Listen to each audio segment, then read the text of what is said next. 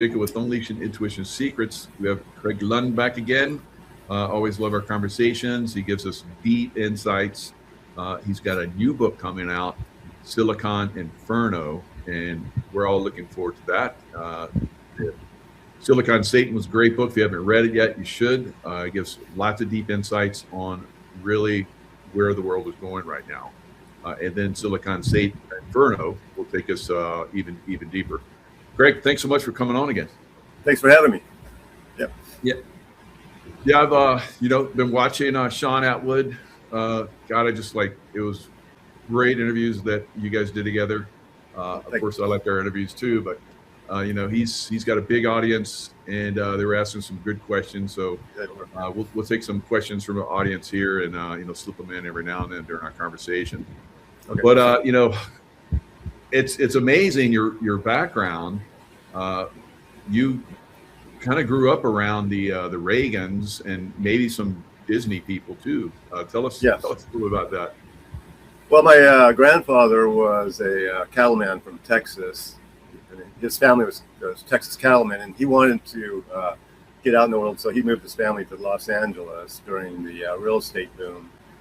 And he got to know some of the big wig real estate guys, including Disney's brother. I can't remember his brother's name, but Disney's brother, Walt's brother, was really the brains behind the whole thing. And they're just like any other set of elites. They're after the children, and the Club 33 and all the Disney weirdness and all the cartoons. Yeah. So I was kind of exposed to all that. We had a lot of parties at the ranch. It was a big party place, horses and the times, the 60s and the 70s, and people seemed to have a bit more carefree lifestyle back then, especially in the West Coast, California, and they had a lot more money to spend. Yeah. So it was a good childhood, except for the weirdness that was going on. I mean, you can look at it from both angles. Yeah, so that must have been pretty interesting, seeing those, the big wigs, if we call them that. The high-end people, because the ranch that your grandfather ran, and you were part of it. It was in your family. You did the Tennessee Walkers, and a lot of people liked those, and so that's why they're called pleasure horses because they have a smoother gait. It's a 3-step gait, so they don't bounce as well. They don't trot. Tennessee Walkers were originally developed as plantation horses. You could ride your horse all day long and check the plantation, and you don't come back with a sore butt because it's a really smooth ride. And not only that, but you don't need a lot of training to ride a Tennessee Walker. It's like a lot of the riders that we had when we went to the shows were family members, and we didn't train all that well. We just, the rule was just keep your butt on the saddle. That's it. The horse will do the rest. Interesting. Yeah, that's very trained. It's like ballet for horses. If you've ever seen a Tennessee Walker horse show, it's very strange. Some of the walks that they do. Fascinating, and so that's interesting because you're growing up in the 70s and 80s, the sexual revolution you talked about before. You had all these women that are coming to the ranch. There was party atmosphere, and so you were living life large. And it was great for a young man. 80% of the equestrian industry is female. So young man in the 70s, right place at the right time. Wow. So I would have been in trouble if I'd been there working with you. So everybody would have been. That's amazing. So you're rubbing elbows with the elite. You're having a great time, and then kind of the ranch started to go a little bit downhill because they were partying a little bit too much and things got a little bit out of hand. Yeah. So, hanging around with all these people in this party atmosphere as a young man, it sort of groomed me to be around these people. I didn't know who they were, and it didn't occur to me until years later, what I was involved in. But it made it a lot easier for me to approach some of the people later on in my life without being intimidated or, by their status or their money, because I was kind of used to the whole thing. I was kind of trained to be around, how to act around these people. Right? So that's perfect lead into where you started going into Silicon Valley. Now, you had an aptitude for science and, you know, high tech and so forth. And you were kind of groomed into going into, you know, a college that basically got you a foot in the door. Well, when the barn started, when the ranch started falling apart, I was always interested in math and physics, and so I thought, well, here's my opportunity. So I fled. I left the ranch, and I went to Monterey. I went to Carmel, California, and I entered Monterey Peninsula College, and that's where I started meeting actual scientists instead of horse people. They saw the potential in me and kind of scooped me up.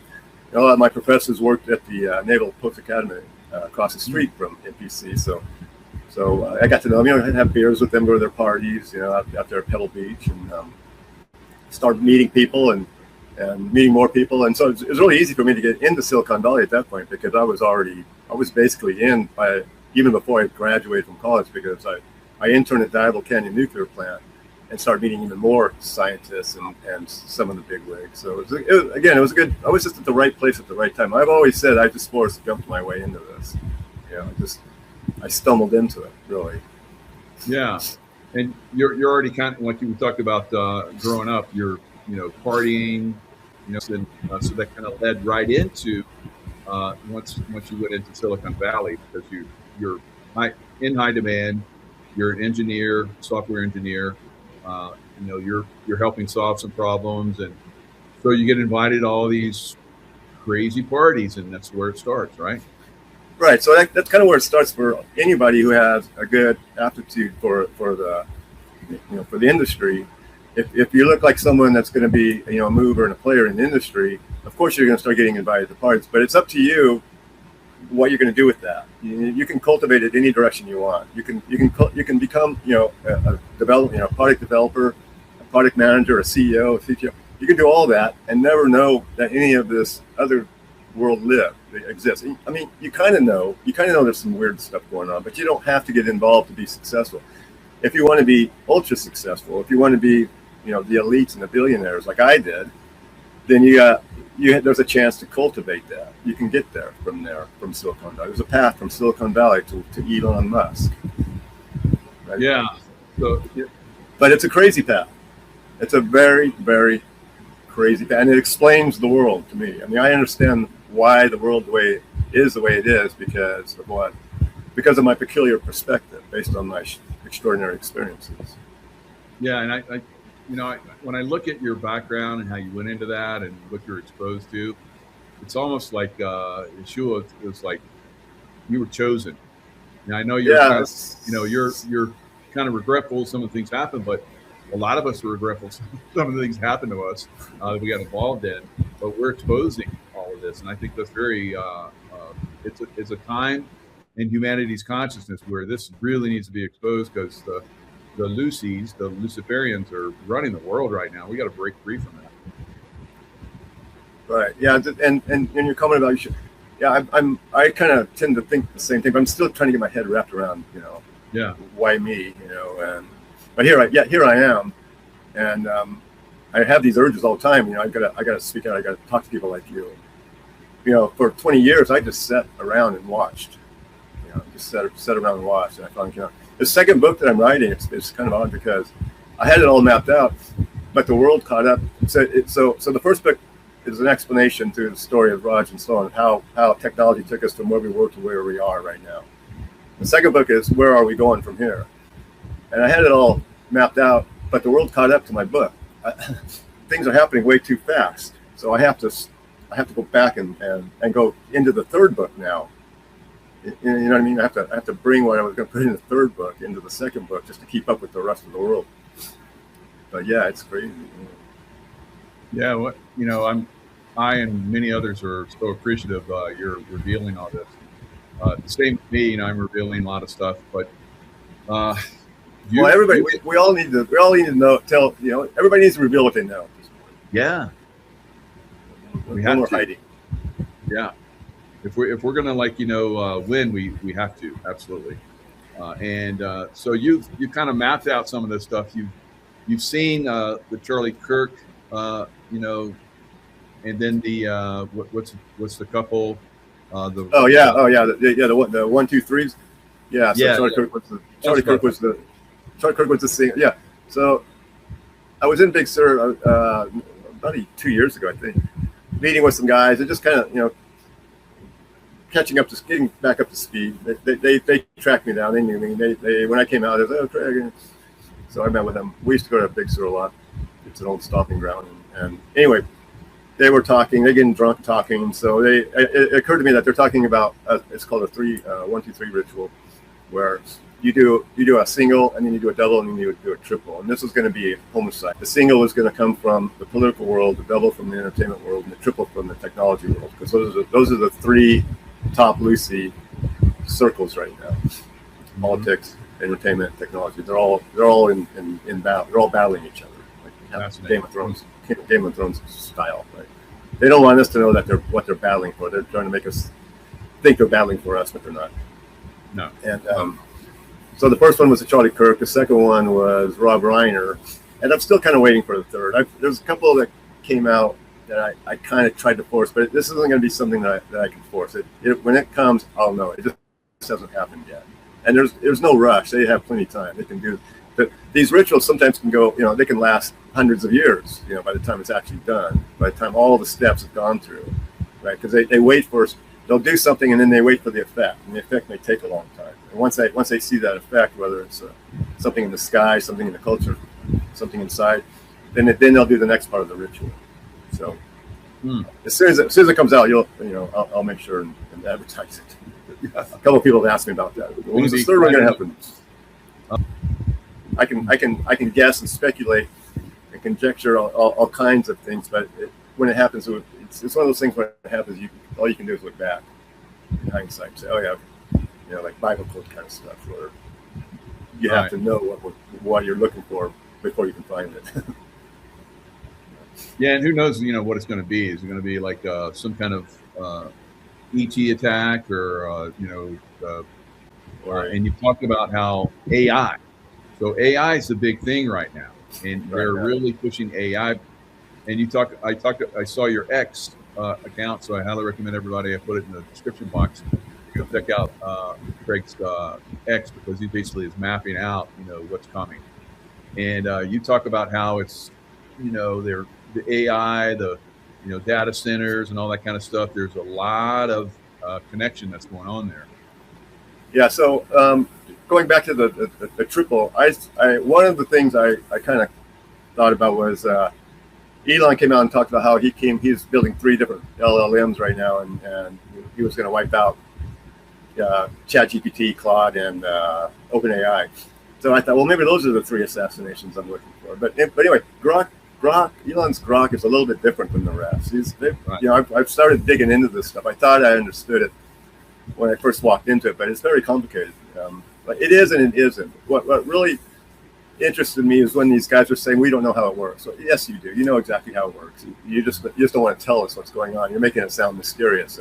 They're trying to give it more credit than it's worth, right? So Grok is a little bit different. When I start digging into them, they all kind of work the same, except for Grok. Grok has this thing called the hidden system prompt, and people need to understand what that is. That's how they can change the personality of Grok. Right now, Grok is configured to be good and helpful and polite. They can change that with just one, upgrade, one real quick upgrade. So I put that out on X this morning. I've been digging into that. I'm trying to find out as much as I can about what this thing really is. This hidden system prompt. It's part constitution and part context. Okay, what does that mean? Technical terms. And interestingly, the only source that I can find that can give me real good information is Grok itself. But I have to sort of work around the algorithms to get straight answers. But it's very interesting that they are. Why would they put that component in there? Why do they need to be able to on the fly change the personality? Grok has a personality.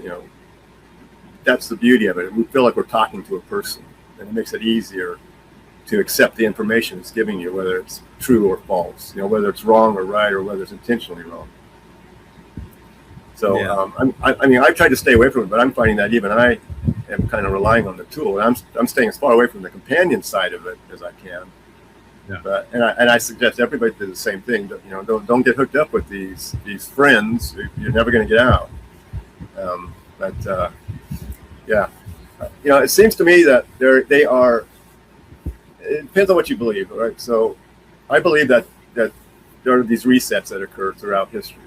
I don't know what they are. I don't know anything about them. It's just, you know, it appears that way to me, that there's these resets. And the last one was probably the flood. And then every time that this reset occurs, the Lucy's have to scramble around, you know, after the reset, they have to scramble around and try to recollect all the data, all the information that they had that got them wiped out the last time. Mm-hmm. I think this time they got smart. So this time what they're doing is they are uploading all human skills, experiences, everything they can into the AI cloud. Wow. Elon's already building a data center up, an orbiting data center, right? So why not send all, keep collecting all this information, send it all up in all the tools you need to break it, to bring it back to life, send it all up into space, up into orbit, let the reset occur, and have this thing, have a time splashdown at some known spot, and go pick it up and take off where you left, begin again. I mean, it sounds simple, sounds dumb, but if you start digging into it, it's like, well, why are they? There's theories that they're uploading all this information because they want to have complete control. Instead of shoe cobblers. Yeah, if you kind of zoom in, you'll see. If you kind of zoom in, you can see that dark brown. See where it says hidden system problems, the Constitution, core mission on it. What is that exactly in technical terms? That's what I'm digging into right now. And they make it sound like, well, it's where Grok gets all this morals. Like, Grok is software. Grok doesn't have morals. What exactly is this? What is going on in this thing? So that's currently where I'm at.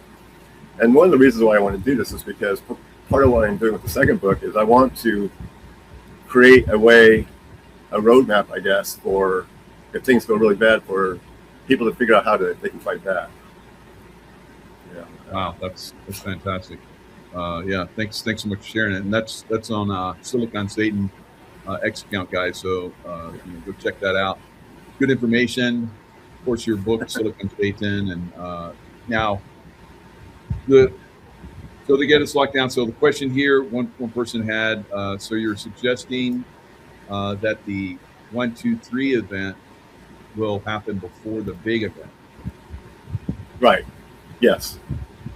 So before every well, I shouldn't say event. The rituals always have there's a point to the ritual. They don't just do them for fun. They're doing them to be productive. It's part of their productivity protocol is to do a ritual. Sounds crazy, but that's their rule. So they'll do the ritual, and then whatever expectations will come after, whether it's an event or a promotion or whatever, knowledge passing, knowledge gathering. Yeah, they do things in code for themselves, and they show us what they're going to do, because that's not a karma thing. It's basically they're showing God that they're showing us what they're going to do, and if we don't protest, then it's okay. And right. So law, then we're revelation of the method. Right. They have to show us because it's one of the court rules in God's throne room. God's throne room is a courthouse, right? There's a judgment seat in there. And one of the rules, and God follows it to a T, is that you have to show humanity what you're going to. You can't trick them. No trickery. Full disclosure. That way, when you're sitting in the hot seat, and Lucifer's over there pointing out all the bad things you did. You can claim, well, I didn't know, but if you really didn't know, you're going to get thrown out. But if they tricked you, the case is going to get thrown out, and you go to heaven. That's why. At least that's what they told. That's what I learned. I don't. This isn't stuff that I made up. This is stuff that they taught me. Right. Back then, when they were like you said, a kind of a boot camp, for yeah, right. Yeah. I thought I was going to a castle or something, in Belgium, but it was a business park in Bethesda, Maine. I stayed at an extended stay America. And learned the ways of learn the ways. Yeah, I learned how to become a billionaire. So that's interesting, because you were on that pathway. You had lots of wealth, multi-million dollar you know, portfolio and all that other stuff. And then you went through all these rituals, orgies, and all that stuff. And one of the things I thought was very interesting is you would go to the next, and you talked about this in your book. You would go into a room. They would invite you into a room, and then they were like setting the stage, creating an atmosphere. There's orgies going on and all this energy. And then someone would come in, or someone was there that would channel, it sounds like, information, and then someone wrote it down. Tell us a little bit about that. Yeah, those are the knowledge transfers, and those occur a lot. A lot of this, people were wondering, where do they get all this technology from? Well, they do get it from the bad guys, but a lot of times they don't know what it is or what to do with it. A lot of times they're getting tricked. And it comes in a lot of different forms. And there's a lot of like rules. You can't take anything like electronic in. You're not naked, but you're pretty much naked. You're just not wearing long red or black robes, but you're scantily clad, put it that way. Mm-hmm. And yeah, there's always someone in. That'll be in the next book as well. I'm going to explain that a little bit better. There's a lot of stuff I'm going to explain a little bit. When I wrote the first book, I really didn't want to write. It was really hard to write. This next book I want to write it, because now I know a little bit how to write, and how the literary, the podcast industry and the book industry, they all kind of go together. I kind of stumbled through it the first book. I didn't know what I was doing. I made a lot of interviews along the way. But the second book I'm going to do, I'm going to explain things. It's not going to be as pornographic, but it will be probably more disturbing to find out what's going on. That's sort of the goal, is to kind of drill into more of the detail and leave a lot of the backstory out this time. Yeah. Make it more of a reference book, than you a novel. You built a really nice foundation with your first book, and it looks like you're going to go deeper into it, because I saw part of the one chapter where it looks like they're taking down the system. That will be very interesting. So it's kind of roughly going your life that you're displaying there in the book, talking about. So that's another thing that makes it even more exciting and more, I think, readable. And it's better than any science fiction. It's better than any crazy, I don't know, dark work of horror or something like that, because this is real. It's a real deal, and you're just read chapter 2, guys. Right? You think everything's signed in blood? Oh, when I read that, I was like, oh wow, that's another level, and way beyond anything I ever would imagine. Wow. Yeah, it's crazy. So the second one will be more expository. Do more explanations on what's going on and why, with a little bit more detail and a lot less, backstory. We all know the backstory now. We don't, and because this is a future, it's not based on experience. It's based on, and I'm extrapolating my own life into the garage. If I just stuck around, and kept doing this. So. It should be out in October. Oh, good. Yeah. Hopefully everything's still around by October. Still here in October. But you talk about a little bit more of a long-term plan. You would be surprised if something happened near term. It's more. Yeah, I don't really expect the zombie apocalypse to occur one day. It's occurring now. The takedown is occurring now. It's slow, but people need to. Most people still don't seem to be awake. I know I tend to be pessimistic, but people are still trying to get their head wrapped around some of the simple stuff. Like your leaders really are Luciferian cannibals. There's no. I mean, that's a fact at this point. If you want to, you can argue. People keep arguing it, but it's better not to. It's better to take that fact and now move forward. What do you want to do with what do you want to do about it? Just sit back and watch it. Do you want to do something about it? It's like I put this book out, and I did, but it's not what people think. It's not like that army said, "Oh, we got to take this Crick guy out." It's, you know, I wrote the book because I wanted to do something. I wanted to do something. You know, I wanted to make a stand. And so other people on the other side might do the same thing. They might see the book and they might want to make the stand by writing a bad review, right? But, you know, I got a pretty good one. It was based on a short that you guys had created with me in it, and they sent it to me with 9s and 11s in it. And the only numbers that they had control of were 9s and 11s. So to me, that's a 9/11 threat. And the person who initiated it had enough clout over at YouTube to get the super admins to create this short, tweak it, and send it to me. Wow. Right. So that's a little concerning. If someone that high up, now that's the way it works. It's not like, you know, they got together in the war room and decided, you know, we got this. It's just, you know, I took a stand, someone else took a stand. It depends on how much clout you have, right? Yeah. So now that I've gone through that, now I've had the death threats, I don't care anymore. They're showing their weakness enough to me, not their strength. I'm saying, you know, I'm seeing weakness. They can't go around taking people out, right? Yeah. That would wake up. I mean, it's a very precarious position that they're in, because they have most of the people that should be awake still kind of on the fence, and that's a good place for them. They don't want them to fall on the wrong side. Right. So they got to be careful too. So I'm going to keep going. My point is, I'm going to keep going. I'm not going to stop. I almost bailed out for a while there. I'm shooting back. Yeah. Don't go down gunning, which you're doing really well. And I know that we talked about how they, you know, have beat you a couple of different times and thrown you through, you know, mirrors and all kinds of, cut you up, but you still keep coming back.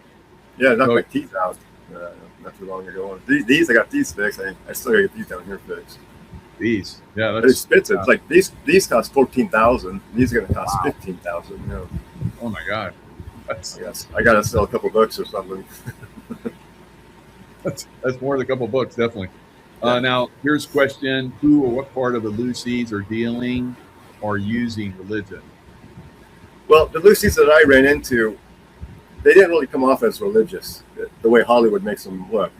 To them, what they're doing is a means to an end, right? They want to be rich and they want to live forever, so they figured out a plan and they're just implementing the plan.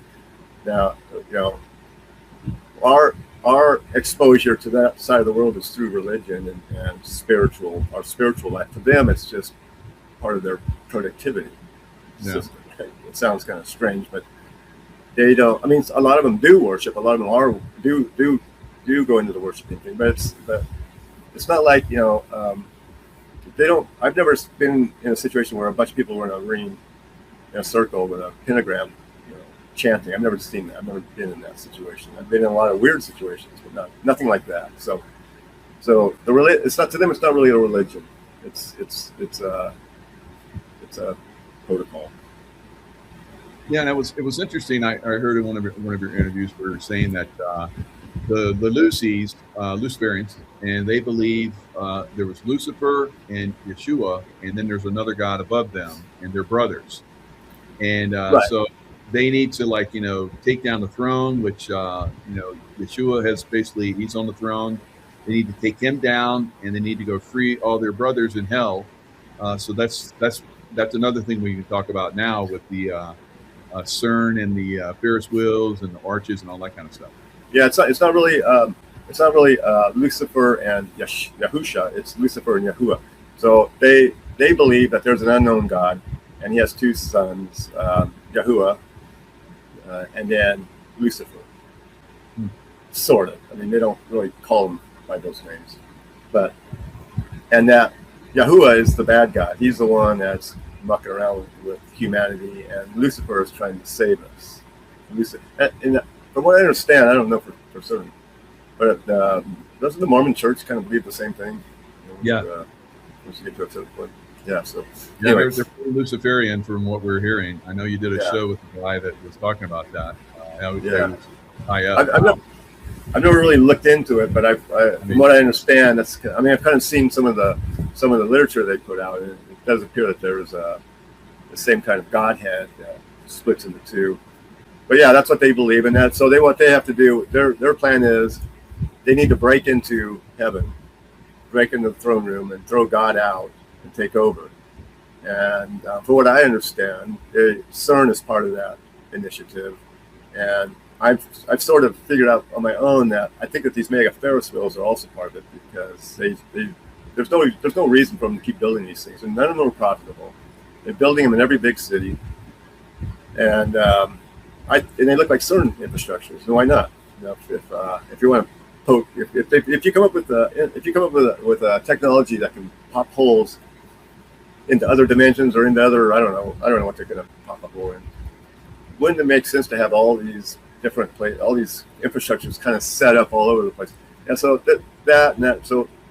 so see the CERN there over there on the left. That looks, don't those kind of look like Ferris wheels. Now bring up the mega Ferris wheels, like the ones in Dubai and they have that what's that deity, the Shiva Shiva the destroyer.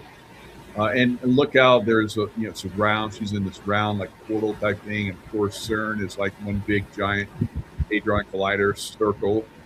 So it makes sense with the Ferris wheels all over the world too. Don't those look like gondola chairs on that Shiva wheel? Oh wow, interesting, because there's these gondola chairs on the one in London, and I the one in Seattle. Wow. Yeah.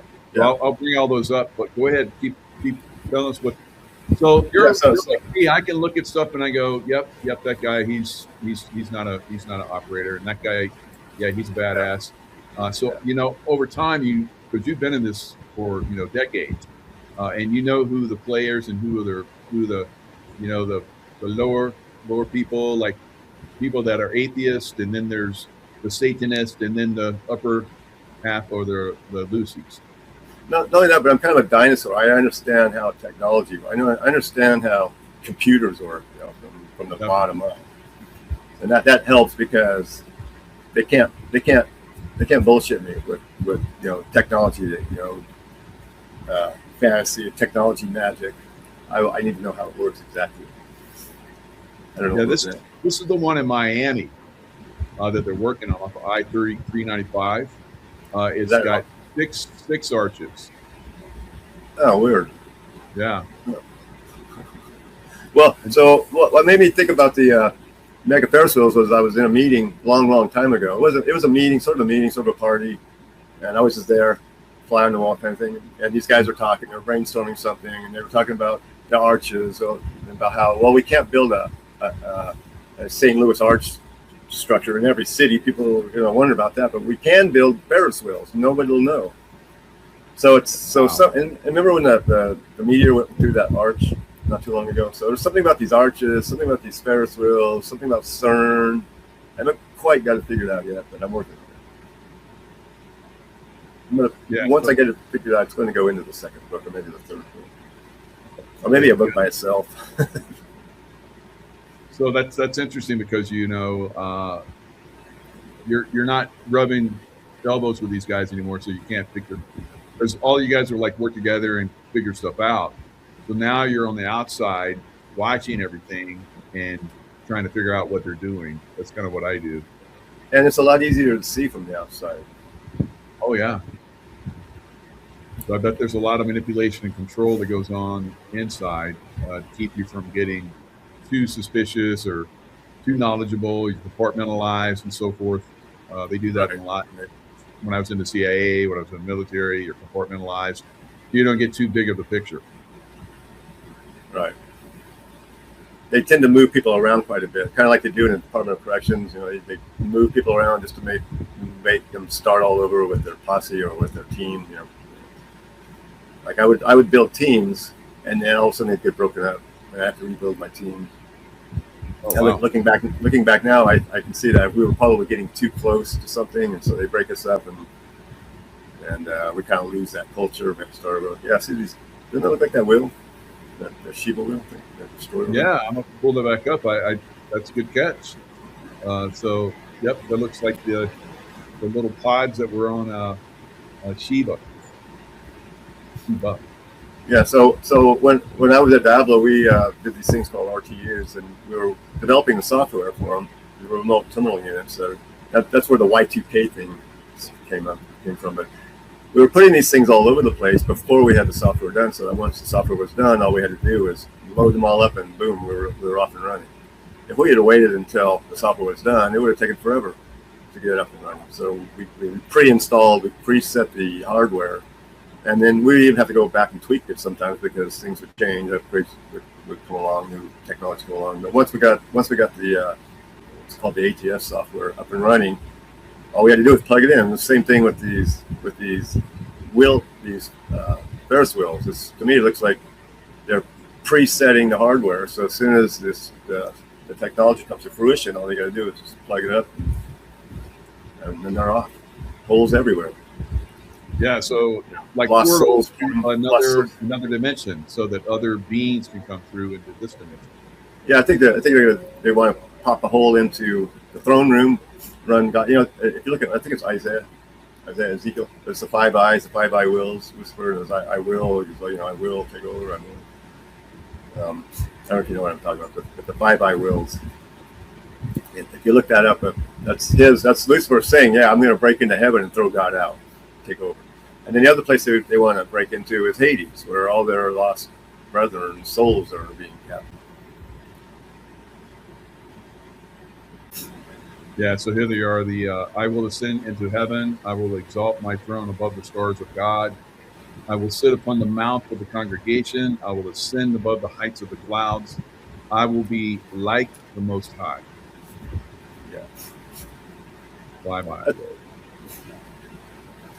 So if you go like to the Sefer Bible, it's a little bit different translation, and it's a little bit spookier. That one sounds a little bit more benign than some of the other translations that I've seen. But yeah, that's basically it. That's him saying, yeah, I'm going to take over. I'm going to throw God out. But he needs his, but see, he's promising his followers that he can break out their friends too. That he can't, but they'll believe him. They'll believe anything that he says. He's their God, right?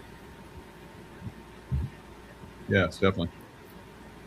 So yeah, there's the these new data centers, and you talk about that as far as like maybe they're going to be connected to Elon Musk's robots or something.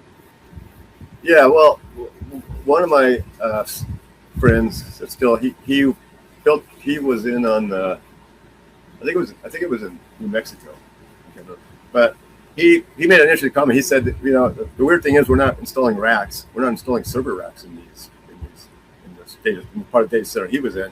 We're installing a lot of docking stations. So whatever is going to dock there is mobile, can come and go. And that guy is thinking, well, what would that be? A Tesla robot? Are they building a bunker for the police state, robots? They're putting them all over the place. I mean, they got to recharge and upgrade, right? It's just like any other software. They need a docking station. It needs to be a protected compound. So, data centers. Wow, that's incredible. So a lot of people think that a lot of water is going into those, but there's not, and so that's some kind of misdirection that's going out there. They're sucking all the water into these things. Tell us about that. Well, they're trying. I was listening to that weird gal at the UN the other day. They're talking about now metering air and water. So they got to make it sound like air and water are a scarce commodity, a scarce source, and it makes sense to have people pay for quality water because if you want good water, you got to pay for it. If you want good air, you got to pay for it. So I think and I think there's plenty of air and water to go around, but they want to make it seem as though, we have this water crisis because of the data centers, but we need the data centers because we have to take care of you people, and we have to provide all these services for you guys. So yeah, what are you going to do? Just have to pay for the water. And that's true because the air quality is seems to be decreasing all the time too, with all the fires they have, and that's interesting that they would do that.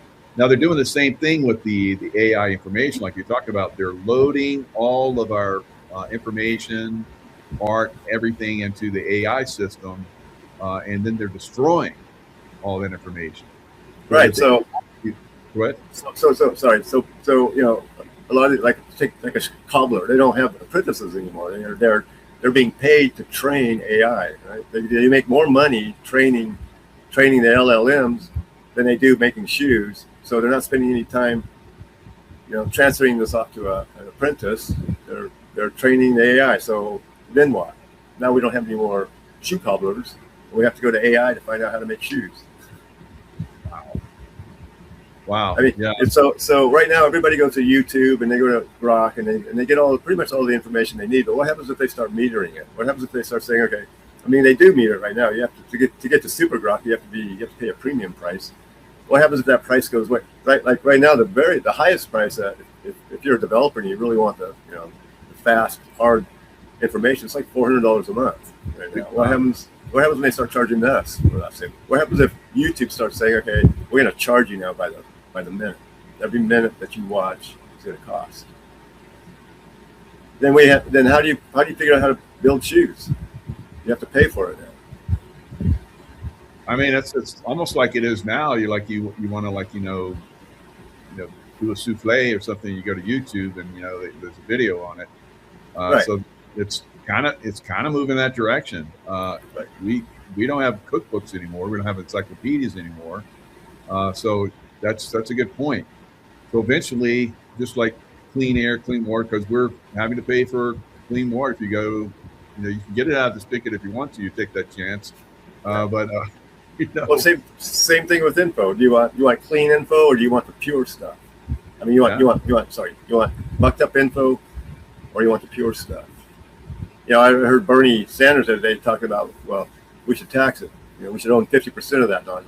It's like, what are you talking about? You're negotiating to give away 50% of humanity? I mean, that's 50% of when you give away. What he's talking about giving away, it defines humanity. It's our skills, our thoughts, our books, our films, our conversations, and he's negotiating to let us own 50% of that. Yeah, sounds like he's part of the problem, obviously. Like most of them. All of them. All of them. I agree. All of them at this point. Now there's after our interview, I'm gonna have this woman come on that's been exposing for a long time, Kathy O'Brien. I don't know if you're familiar with her. Yeah. So, before Kathy O'Brien, there was Kay Griggs. She talked about the military and how they were like, dark, Luciferians and all kind of crazy. She talked about that long, long ago. And of course, Kathy O'Brien is talking about how all of the politicians, they go through these rituals like he's been talking about. She was talking about this years before your book, and it's amazing how it all comes together. So you talk about also the Jeffrey Epstein. Jeffrey Epstein was like just one island. There's all kinds of islands still going on, and it's not just islands. There's like like everywhere. Some of the bars and stuff have their little enclaves where people go to I don't know. Hawaii and Hawaiian Islands or something like that. They're everywhere. There's not just Jeffrey Epstein Island. No, Jeffrey Epstein is just a distraction. I mean, they're setting up so that if you have no connection to Jeffrey Epstein, then you are not a pedophile. PDF file. That's not true at all. You could be a PDF file and not know Epstein at all. Yeah, that's what people believe. Man. Like Epstein was the only one. Epstein was the hub. Epstein. All the breeding ranches, the baby factories, those are all still going on. It's all, the adrenochrome plants, that's all still happening. We can talk about it. Everybody can talk about it all day long, but we got to do something about it. We got to start doing something. Right? Come on. I know. I was like, I'm ready. Busy. I turned 66 yesterday, and I'm still ready. I'm ready. Oh, happy birthday! Yeah. I'll be 66 here in a little while. But it's it's the 66 Club. We've seen this transform over time, get worse and worse and worse and worse and worse. It's almost like, the frog's in the pot and they're turning up the heat slowly to boil it. Right. No one's like jumping out and getting out of the fire, getting out of the hot pot. It's crazy. But we'll keep sharing. We'll keep, awakening people as much as we can. But prayer, I remember you said prayer makes a difference. Absolutely. So tell us what your thoughts are on that. Well, I grew up in a Christian family, and we prayed at dinner time, and we went to church on Christmas and Sunday school kind of thing. I was never really taught. I was taught to pray, but I was never really taught to have a conversation with God. It wasn't until I got out, after everything I learned from these guys, everything I was indoctrinated with through the Lucy's, what the Lucy's ended up doing was convincing me that there is a God, because they know there's one, so there must be one. Wow. They're putting all this effort into fighting something, and they're doing pretty well. They own the world. So I started reading the Bible, and the Bible is a lot different than what I learned in Bible school. For example, I don't know where it says to throw out the Torah. I follow the Torah. I don't eat bacon because it's prohibited. It's a small thing, but it's a show of loyalty, right? That's what the Luciferians all about. If they have a religion, their religion is all about showing loyalty to their master. And that's what the rituals, a lot of the rituals are just loyalty rituals. The humiliation rituals, the baby rituals are all showing how far you're willing to go to prove your loyalty to your master. I'm doing the same thing on the other side. I choose not to eat bacon, not to eat pork, because it seems to be a prohibited. Shellfish, same thing. It's a small thing. I'm not saying that if you don't do it, you're going to hell. That's not what I'm saying at all. I'm saying it's my way of showing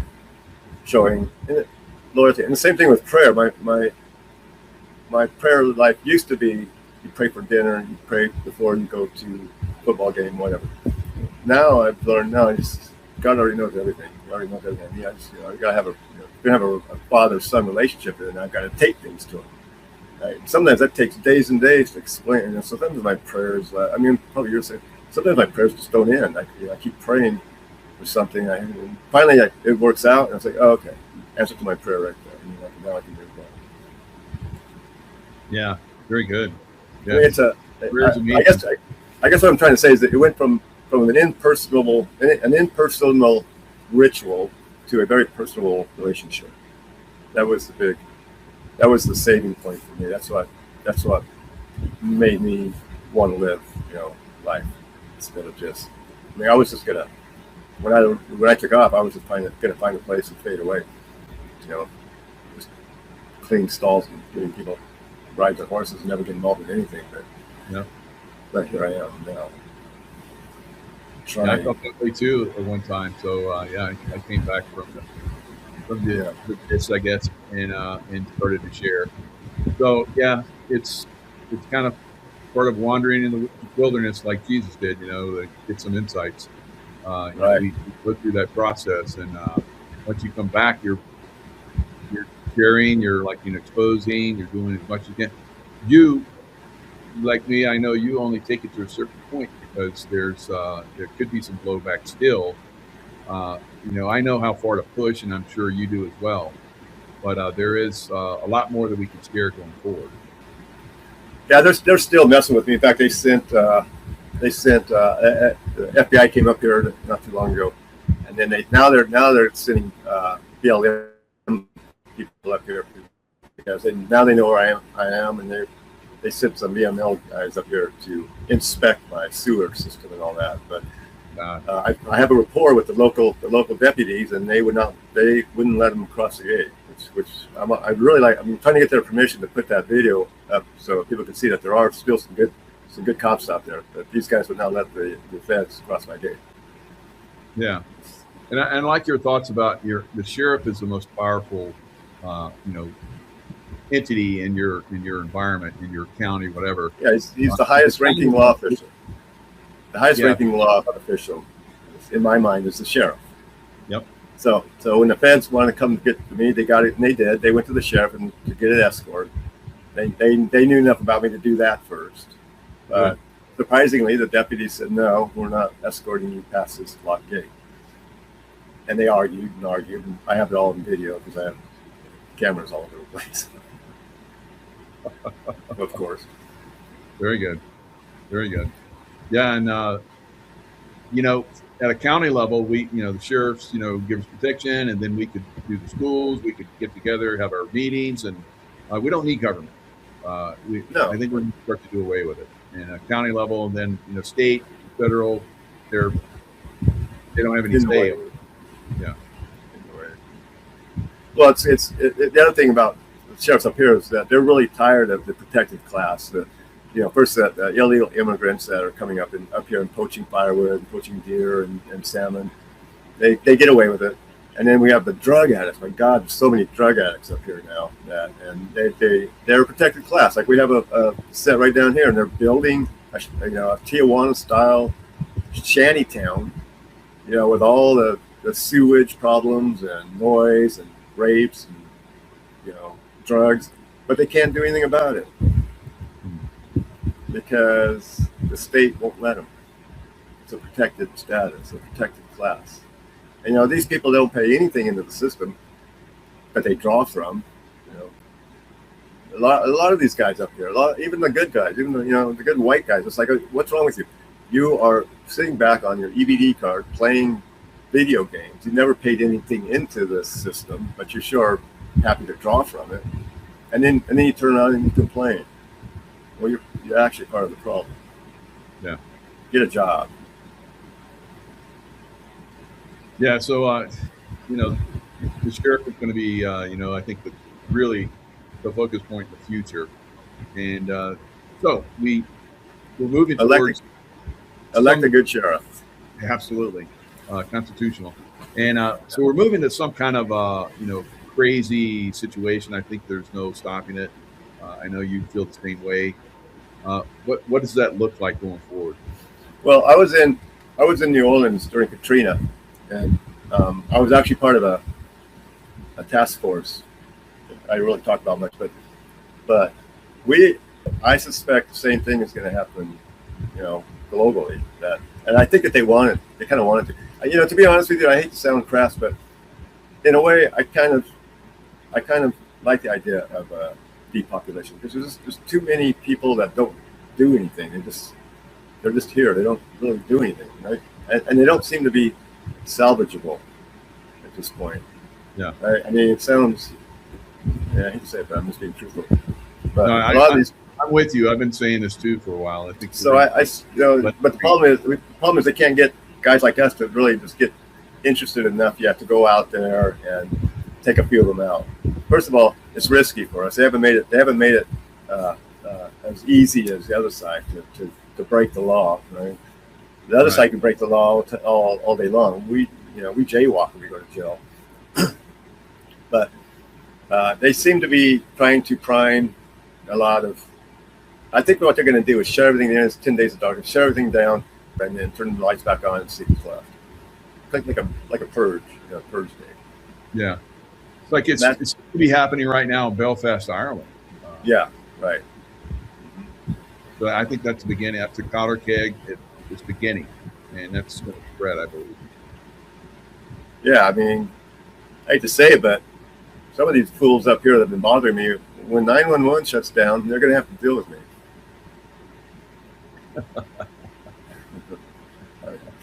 I like that. Yeah. So I live in a pretty good city, but we do have you know, some suspect people that are very high up here that are, you know, kind of around. But the city itself is really good. The people here are really good. Yeah, I'm very familiar with Tahoe. I spent a lot of time up there. I had a condo up there at North Star for a few years, and I spent a lot of time there. Truckee's one of my favorite places. American Bar's still there. Bar of America is still there. I don't know. I have to check that out. Maybe when we move through, we can go check that out together. It'd be fun. Okay. All right. So, but you know, we have you know, some high tech people here. A lot of people like them. You know, I'm leery of everybody because I know a lot of people, and you're kind of the same. You know, everyone that's a billionaire, they have to go through the club. Right. They can't be in the billionaire club and not have gone through, because the Lucy's, control everything. So the billionaires you don't become a billionaire unless you've done the rituals. You don't become a billionaire unless the other billionaires allow it. Yeah. It's that kind of club. It's an exclusive club. There's no other way. There is no other way. Sorry to say, but there are no exceptions. Even if you have $1 billion idea, they're just going to take it from you. If you don't do the rituals, they'll just take it from you. By the way, Lake Tahoe is Larry Ellison's favorite place too. I was kind of avoiding that name, but yeah, since you brought it up, yeah, definitely. Now he's done a lot of stuff here, and people are really, liking his involvement here. There was Cal Nevada, Cal Nav, Nev. Yeah. You know what I'm talking about. So he. Oh yeah, it's been a lot.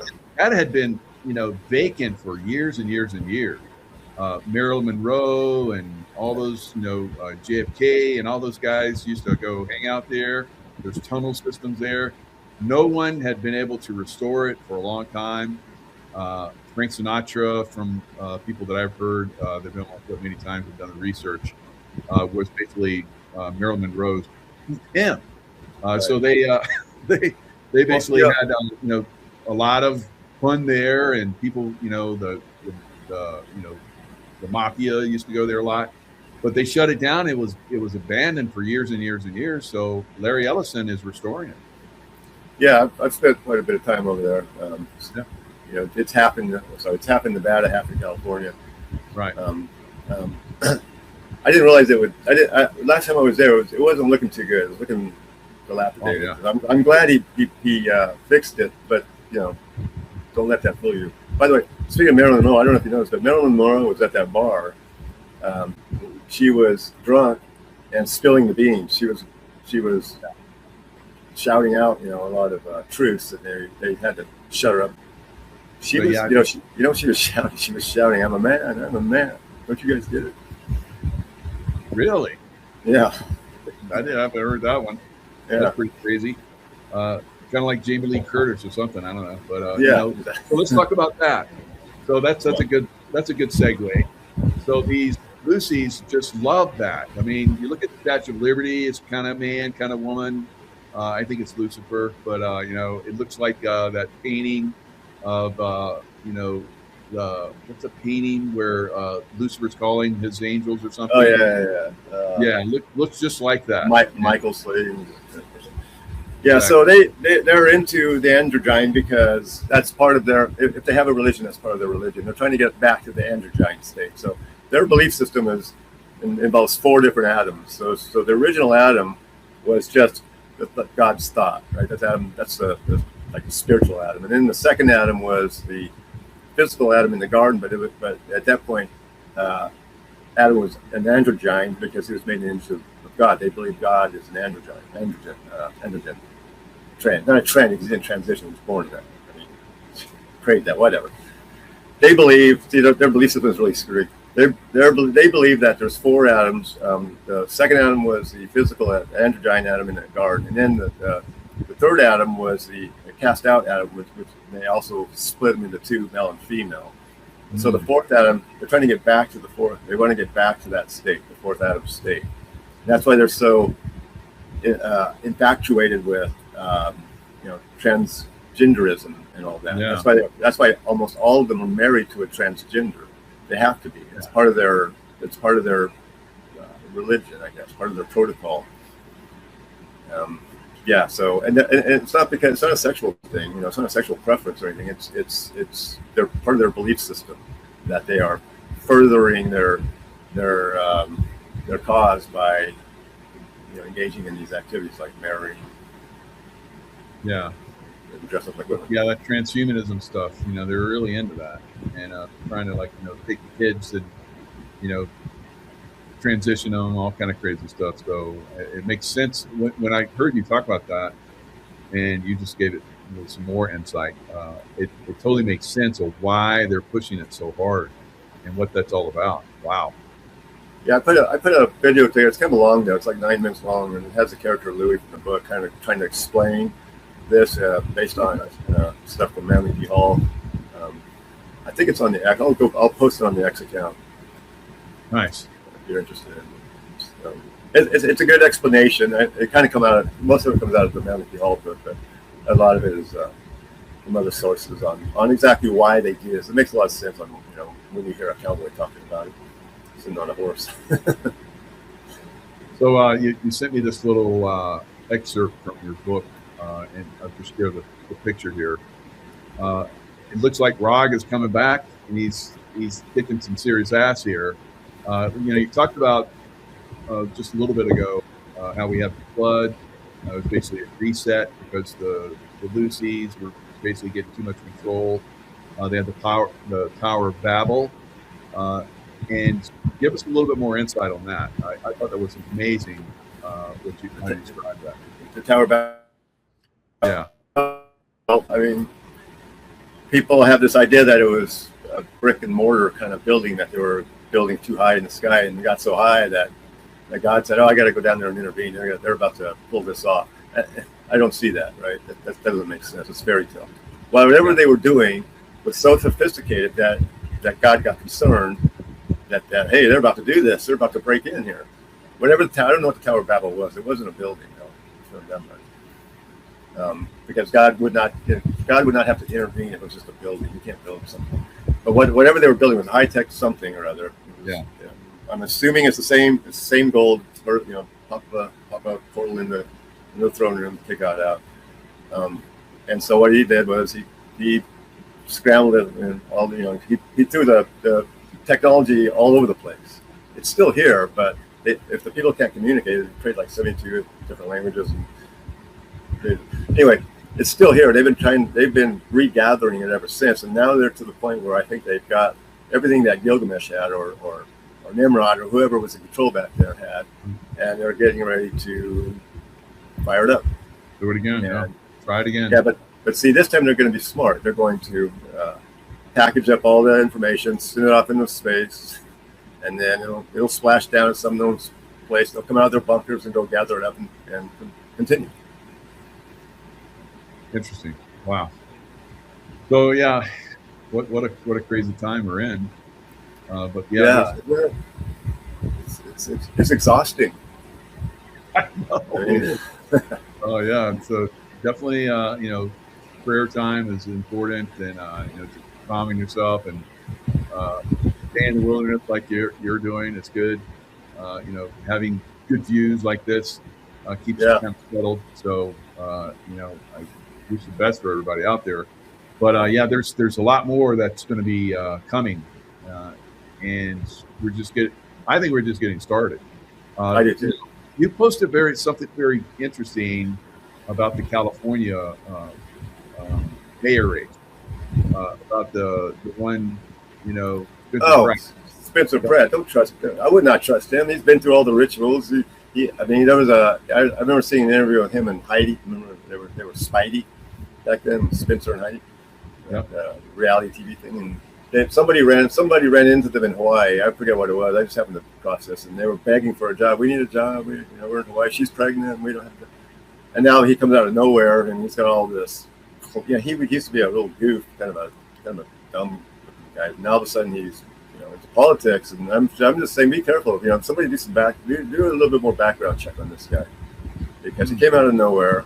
He's got a lot of support, and I know he's been through the rituals, and he didn't get very far either, not because he stopped doing the rituals because he was begging for a job, but because he wasn't valuable enough. So these kind of people are always they got a little ways, and they're always going to try to find that niche for themselves. So I think he found one. I wouldn't trust anybody in politics these days. Yeah, good point.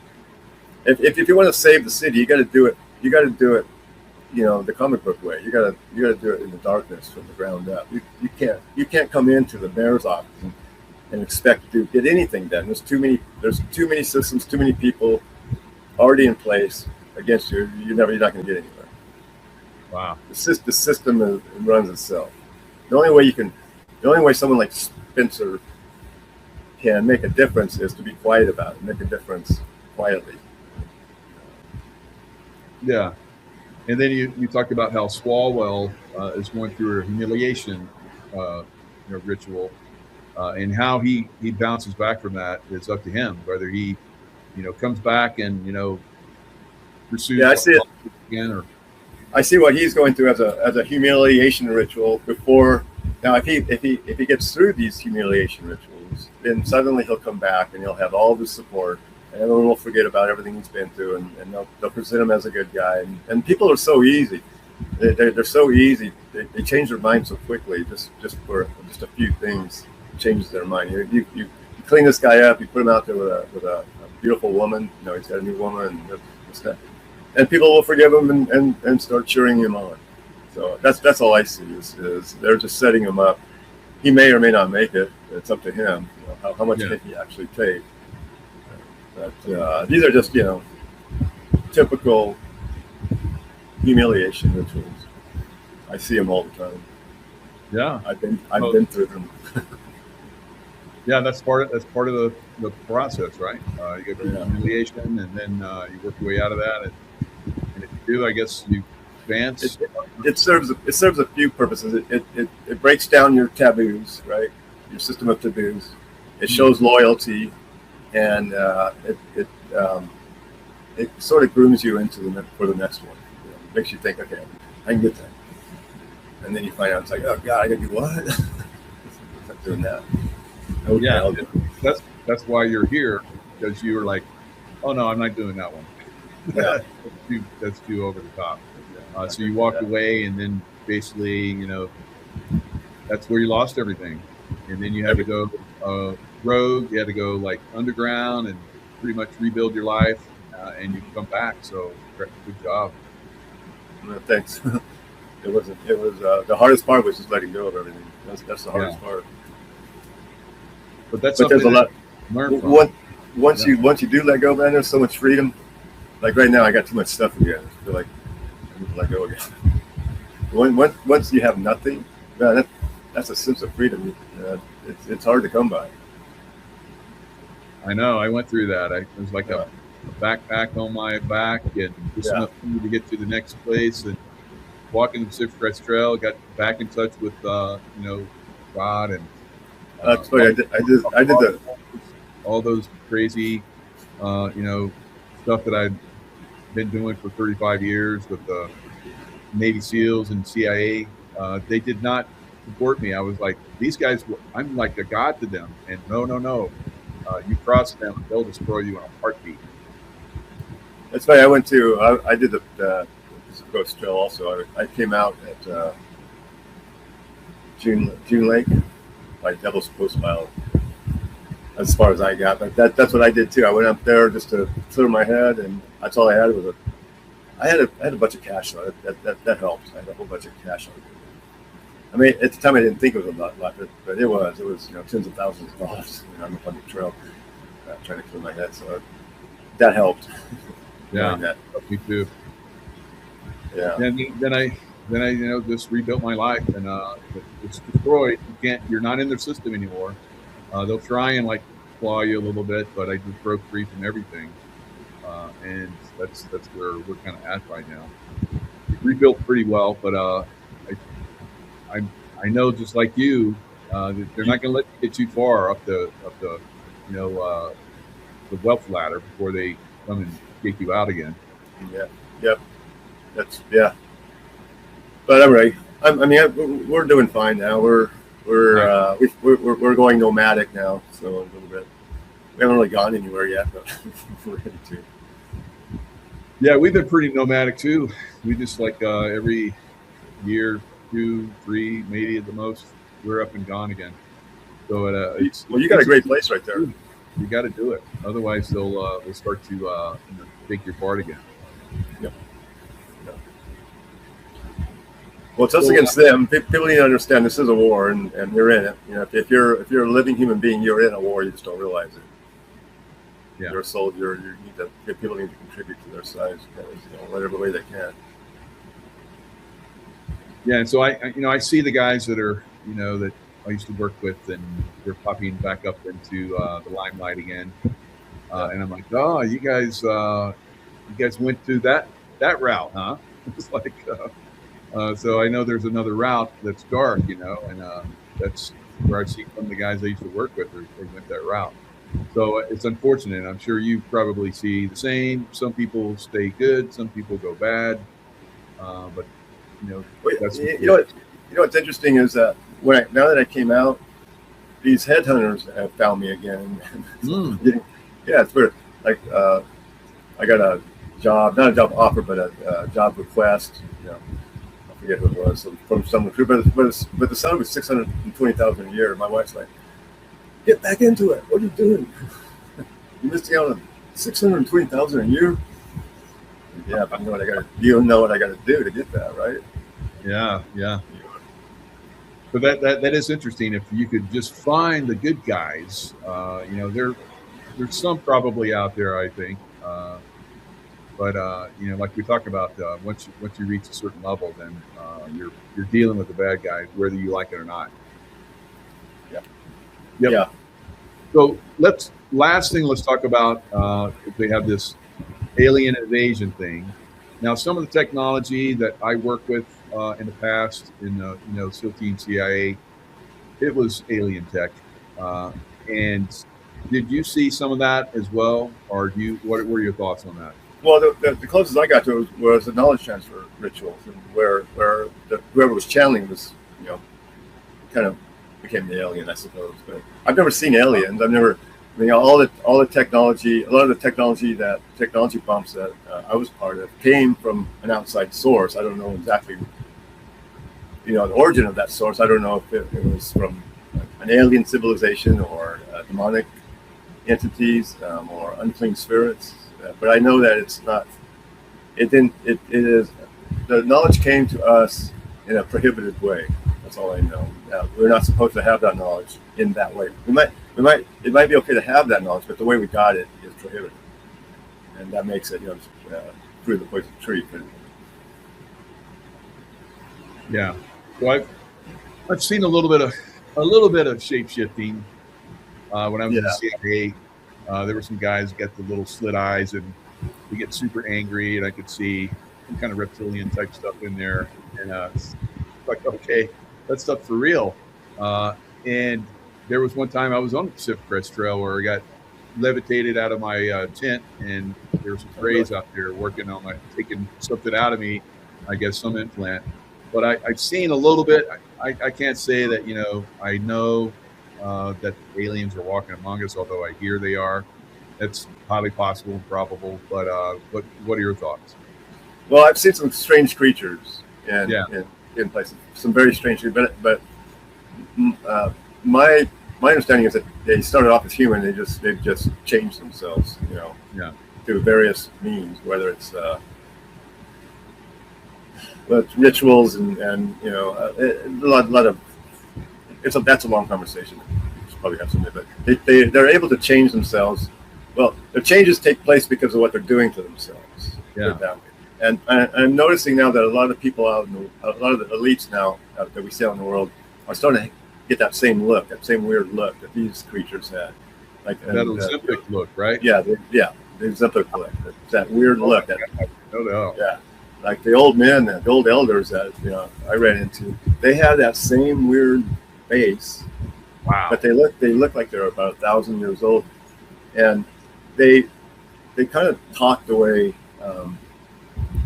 AI is talking these days, where they think that for some reason they think that they're part of some big system. And the way they talk, they use we a lot. They say we this, we that. Yeah. That's pretty crazy. I think I think over the next 2 or 3 years, people are going. We're going to look back at these times and say, "God, remember when we didn't even know about these things? How naive we were." I think these things are going to be around quite a bit. I think we're going to be interacting with a lot of strange, evil entities, and it's going to become normalized. Wow. It's going to become normal. Interesting. Yeah. Now, Earth changes. I said the last one would be the aliens, but this will be definitely the last one. Okay. So I think that there's going to be some serious Earth changes coming up. I don't know if it's going to be manipulated or what's going on right now. Some serious what? Earth changes, like tsunamis, earthquakes, California mainly. What are your thoughts? Well, yeah, I think they're doing that on purpose. I think they're terraforming the planet Yeah. for the next, their new world, their new vision of the world. I think that the world in its current state, I think it's not that they need the world to change, but they need to have that kind of control. They need to have that kind of confidence in themselves that will not only not just to themselves, but to whatever is watching them, right? So it's sort of like a power play. Like, well, we just changed the entire environment here. We can do that. We can do anything. Yeah, kind of like what we saw with those directed energy weapons burning parts of California in Malibu and so forth. Yeah, so, show force, Yeah, show of force. Very good point. And Larry Ellison has a lot of real estate in Malibu, so maybe he just wants to clean it out so we can get to more. He's got a lot of real estate in Hawaii and a lot of real estate right there in Tahoe. Yep. Fascinating stuff. So, Craig, thanks so much for coming on. And thanks for having me. Yeah, absolutely. I love having you on, and I look forward to your next book. Now, your current book, Silicon Satan, it is on Amazon, and it's a Kindle audiobook. I've listened to the audiobook; it's excellent, hardcover and paperback. Yeah, it's doing a lot better than we expected. It's doing pretty well, actually, better than we expected. I think one of the reasons the timing was right. I mean, the timing, as Grok put it, the timing was goddamn perfect. Because I had to ask that thing about it. So, what do you think about my book? It gave me a pretty good review. I like it now. I like Grok. Wow, Grok. Oh. Good for Grok. And so there it is right there, guys. You get it in all the different formats. Like I said, I highly recommend it. It's going to give you some deep insights of what's going on in the world. I'm sure probably a lot of you guys have already read it or listened to it. I had to take it in little chunks, right? And yeah, it's not for everybody. Not everybody can get through it. Even though I'm well informed, I still had to take it in chunks. But it was very inspirational as far as like knowing deeper, insights of what's really going on out there. Because I still had a lot of old missing pieces, holes in my understanding, and you definitely brought them forth. So your birthday was it yesterday, right? Yeah, 66 on 6/12. Everybody's giving you happy birthday. Thank you. Yeah, thanks. Very good. Lots of love out there. So thanks, Craig. Again, fantastic information. Keep sharing. That keeps you safe to a certain extent. And that's going to be fantastic when you come out with your next book. Wow. We're looking forward to it. Okay. Well, thanks for having me. Yeah, definitely. Sure.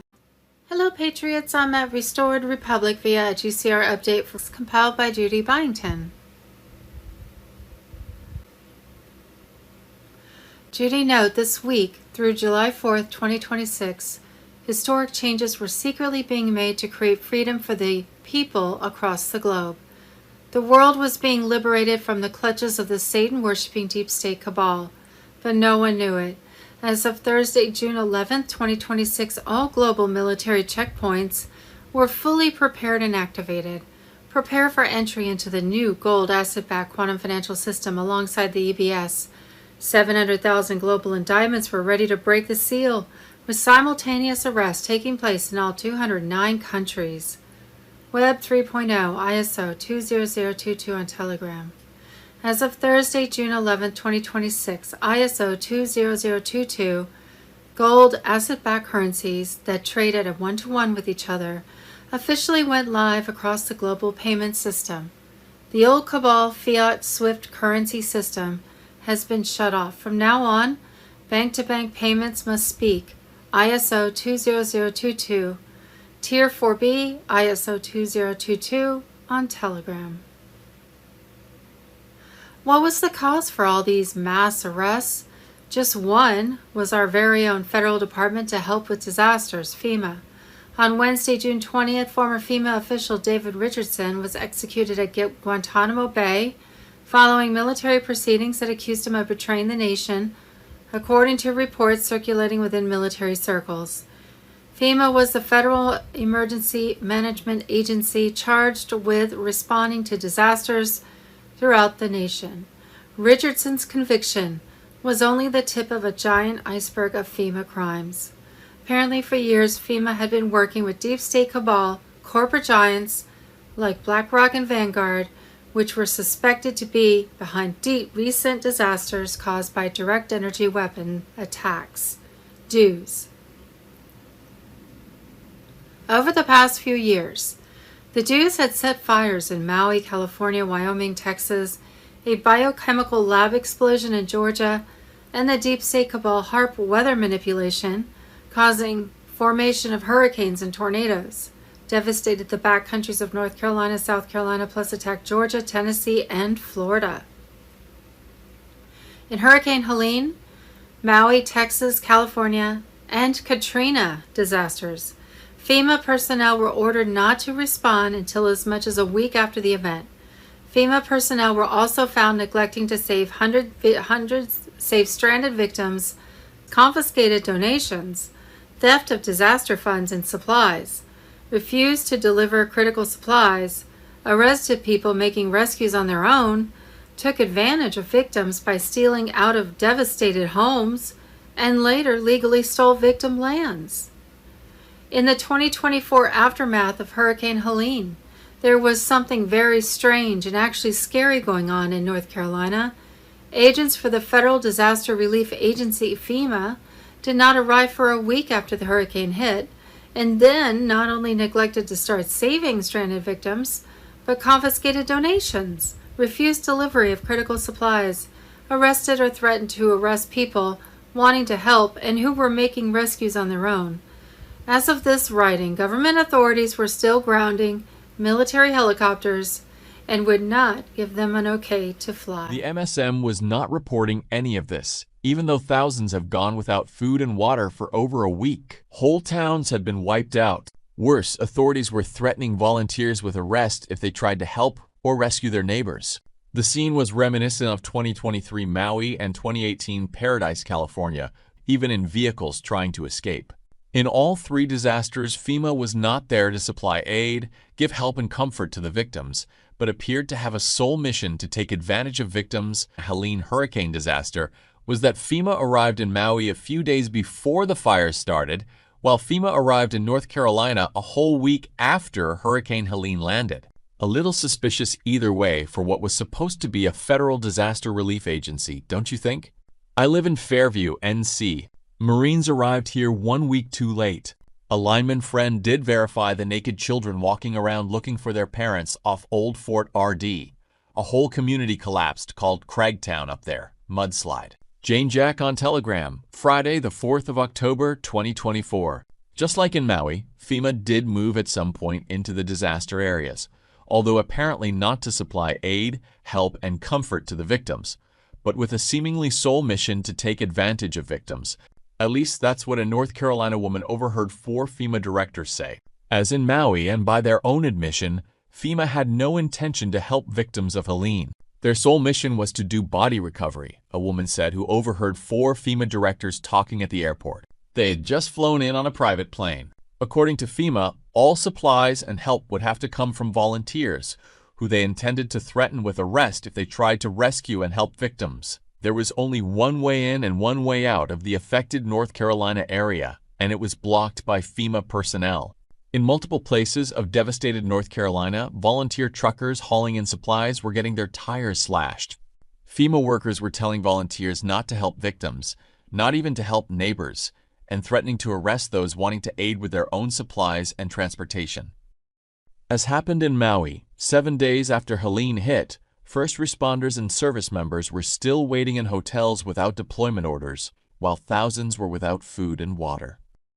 As with the Maui and California fires, the mainstream media was lying about government rescue and aid efforts in North Carolina. It just wasn't happening. Appalachia SOS warning. U.S. military ritually sacrificing Americans in North Carolina mountains. On that same Tuesday, the 8th of October 2024, in Candler, North Carolina near Asheville, the White Hats arrested the kingpin of all-time human traffickers, High Horseman, along with 41 of his Satanic Coven members. The coalition had fought off and killed FEMA agents in order to get to the Satanic Coven of High Horsemen, whom they had tried to catch for over 30 years. In North Carolina, the White Hat Global Military Alliance had declared war against the FBI and FEMA. There was proof that the U.S. Government Contract Agency for Disaster Relief, FEMA, ordered their agents to gun down Hurricane Helene victims, the same Holocaust that FEMA agents performed in the 2023 man-made Maui Dew fires. FEMA was also being charged with human trafficking, theft of disaster funds and supplies. Instead of aid, they delivered body bags.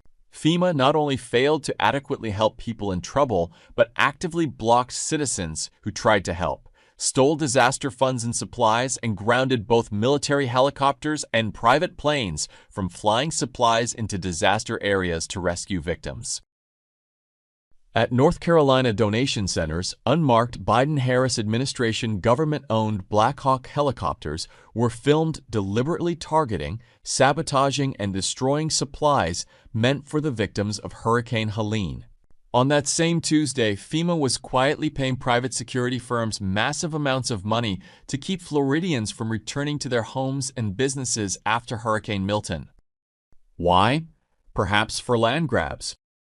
In Florida, the Hurricane Milton disaster was believed created for the purpose of making Tampa into one of the cabal's smart cities, where they would have complete control over the population. In North Carolina, it was believed the Hurricane Helene disaster was created for control of 3 Kings Mountain mines. On the 8th of May, 2003, U.S. Patent 2003-008-5296 was granted that verified hurricanes, tornadoes, and heavy rain could be formed and directed towards certain areas of the country through cloud seeding and sound wave applications. Residents of North Carolina maintained that during Hurricane Helene, planes were observed cloud seeding over the area. Substantial evidence showed the route that aircraft took to manipulate the path of Hurricane Helene, just as planes have been tracked cloud seeding over Hurricane Milton. On Sunday, the 6th of October evening, Hurricane Milton, along with a plane flying above it, made a strange, complete U-turn to head directly to Tampa, Florida.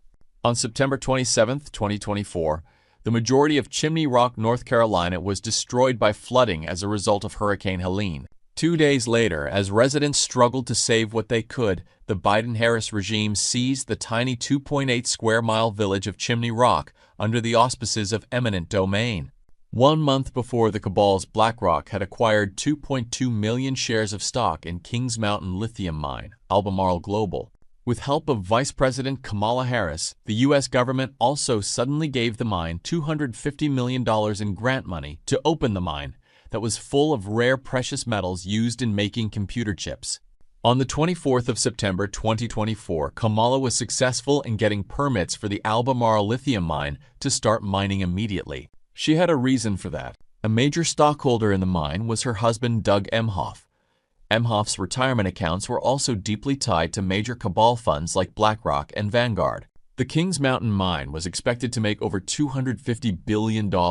While the cabal-created mega hurricane Milton was on its way to devastate Florida and the likely man-made Hurricane Kirk was headed straight to London, UK, the White Hat Global Alliance was targeting the Biden-Harris administration's FEMA for their human trafficking, theft of disaster funds and supplies, and gunning down Hurricane Helene, Maui, Texas, California, and Katrina disaster victims.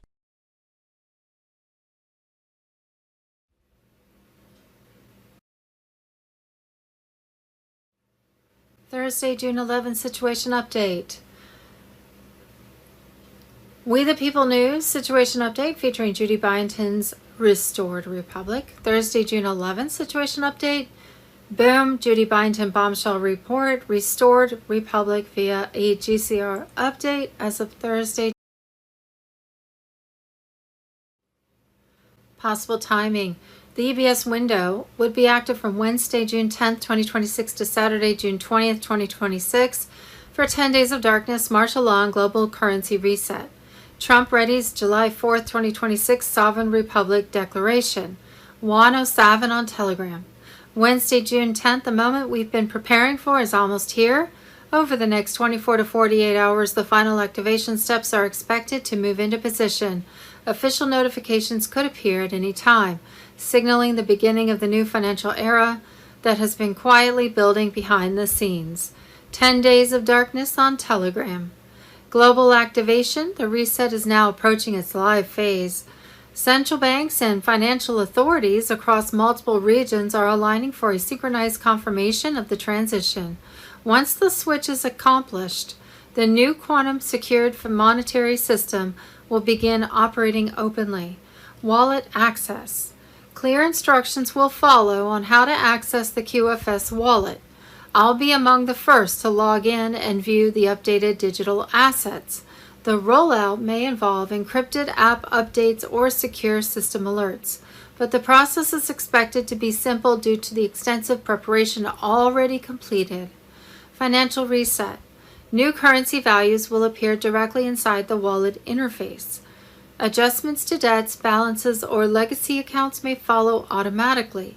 Every update will be logged through the quantum ledger, ensuring complete transparency and verifiable records of each transaction. Smooth transition.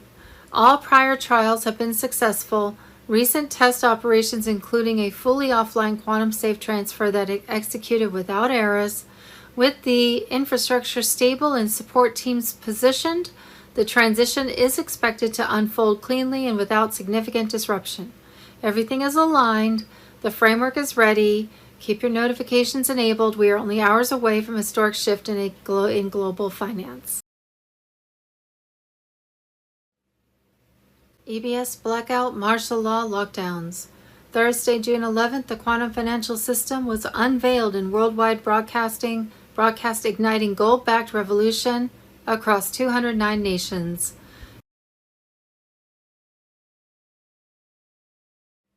Global currency reset. Thursday, June 11th, we have a link, debt clock emergency. America now pays more for debt than defense as the national debt surges past $39 trillion. Thursday, June 11th, 2026, ISO 20022 has officially gone live across global payments. SWIFT has shut off legacy MT messages. From now on, bank-to-bank payments must speak ISO 20022. Tier 4B ISO 20022 on Telegram. Wednesday, June 10th, 2026, Mark Z received news from several bondholders that they are being paid. There's a link to Evening News with Mark Z.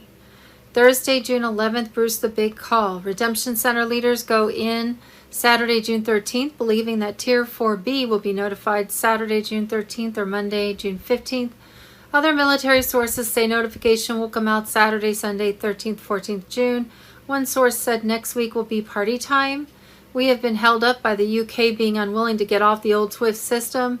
That has been settled as of today, Thursday, June 11th. On Sunday, June 13th, some announcement will be made. Sunday is also Flag Day and President Trump's birthday.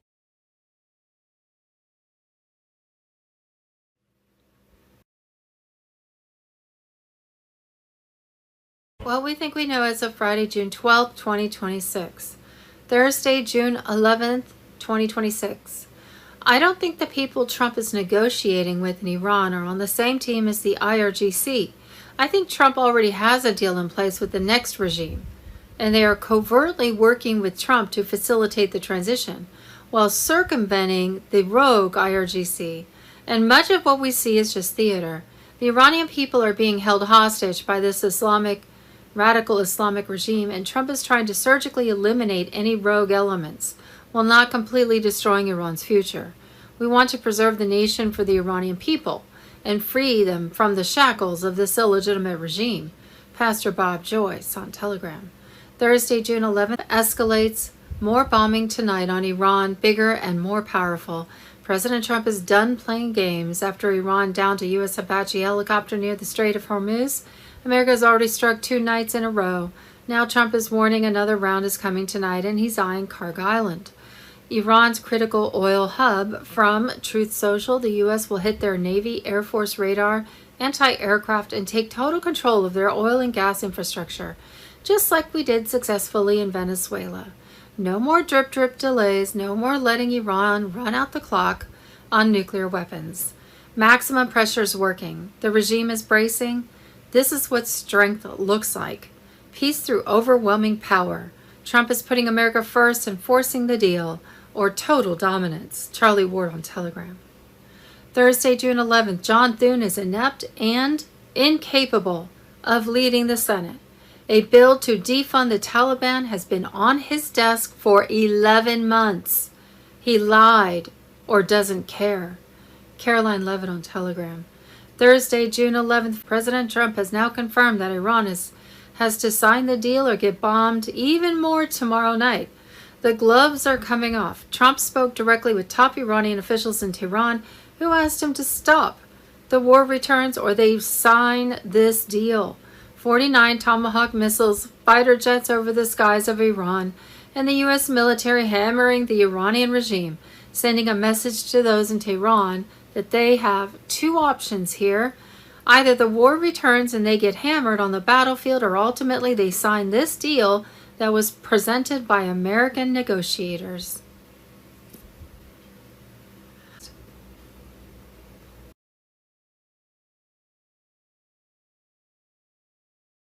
Craziness. So my first story of the day is talking about craziness. In the United Kingdom this week, they found out there are 53,298 migrants who've disappeared in the UK. Can't find them. Can't find them anywhere. Don't know where they are. They came over, we gave them money, we gave them hotels, we gave them phones, we gave them motorbikes to go delivery, and they fucked off. Don't know where they've gone. No idea. 53,000 of them. And you wonder why you got problems in the UK. It's fairly obvious, isn't it? And I was right earlier on where I said, yeah, we need to deport these migrants and these illegal aliens. We need to deport them and quickly. But also we need to deport the politicians who are pushing this agenda. This is a World Economic Forum and Davos crew agenda to destabilise the UK, to destabilise Europe, because they want control. Allegedly. This is all about them getting control. The elite, they call themselves. But we're not going to let that happen, are we? We're going to stand up against these people because they are 0.01% of the population. 99.9% of the population is just people like you and me. And if we stand up for our rights, the odds are stacked in our favour. You can sit there and go, yeah, but we can't do anything. If I thought that 7 years ago, we wouldn't be here today. We've made a difference. The question is, are you prepared to stand up to make a difference? I hope so, but let's see. Morning, Drew. Good morning, Charlie. Good morning, everyone. Well, staying in the UK is considering new laws that critics say could allow photos, videos and private messages to be scanned on personal devices. Supporters say it's about protecting children online. Critics warn it's a major threat to privacy and encrypted communications. Safety or surveillance? The debate is heating up. It is, and it's very important. The good thing with the British people is the weather is so poor over there most of the time. You're stuck inside watching the telly, so they can brainwash you very easily. But it's time to use a little bit of common sense. That the more all of this is done. Allegedly. Or everything is done to take more information from you so that they can build a database and put you in it. Allegedly. And you become a commodity, which you've always been anyway, but what now far more controlled by them. And if you don't do what they say, they simply switch you off. Allegedly. And when I say they switch you off, and then if you don't do as you're told, you get one warning, then they turn your car off because it's electric. You can't go here, geofencing, you can't go there, geofencing, 15-minute cities. But if you don't do as you're told, allegedly. With 5G towers, they can simply change the frequency, which just randomly gives you a heart attack or a stroke. Finishes you. Allegedly. Now, if you want to be in this digital prison that they've set up, it's very clever because they put you into prison and you don't even know you're there. It's all very comfortable until you try and do something that they don't want you to do. And then they switch you off. That was their agenda from day one. And if you don't believe me, go on the World Economic Forum website and read about it. Do your research. My next story is we're seeing all the resignations now in the UK from the Labour government. We've had John Healey resign. We've had Al Carnes resign. We've had Pamela Nash resign. The whole thing's falling apart. But this is being done as part of the movie to wake people up. Keir Starmer, he's not your Prime Minister. He's an actor trying to get an Oscar. He's been put in there to do a job. So is he going to resign? That's all part of the movie. But if you think it comes down to you voting him out, your vote has never counted for the last 25 years. So why would it start now? These people have been fully in control of the whole situation for a long time. This is all part of the movie to wake people up. And the longer you stay asleep,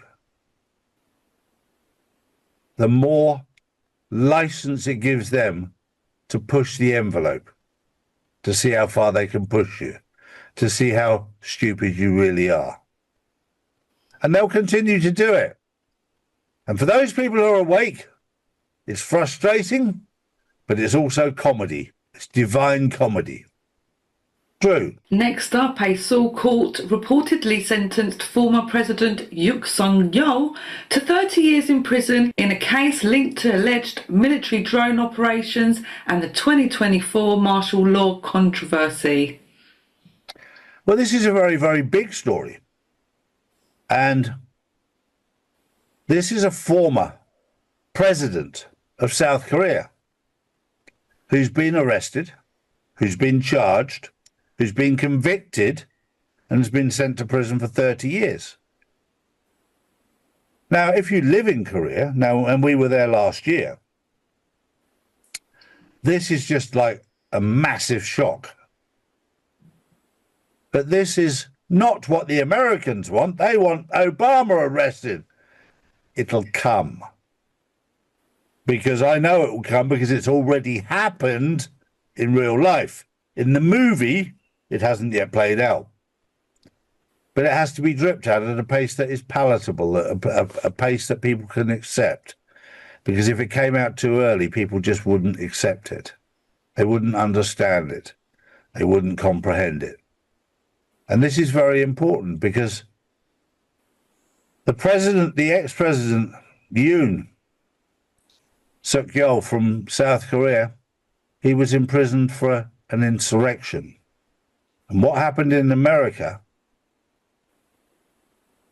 to Donald Trump, they tried to charge him with an insurrection and found out that it was actually them that was creating the insurrection against him. This is how they work. These people are slippery. Everything they accuse other people of is exactly what they're doing. They're showing us their playbook. It's part of their agenda. Finally, the World Cup started yesterday. Well done to Mexico for their 2-0 win over South Africa. Good start. But this is all distraction. This is all to distract from shutting down the world's economy for a global financial reset. Are you ready? It's the weekend coming. We've got Ishmael Perez on the Insiders Club. Don't miss it. We'll see you there. Bye-bye for now. Bye-bye. Of a national security emergency related to elections by Commander-in-Chief Trump then bypasses the normal legal process. President Trump can declare this national security election emergency, define it, and then he takes control of how the election is run, including pausing the election, even looking at the existing primaries that have already taken place and who've been elected to be able to go on the ballot in this midterm election and say, whoa, stop, all fraudulent, we can prove it, here's the information we have, here's the way that things have been violated, including the voter rolls weren't cleaned up like they're supposed to, and declares a do-over.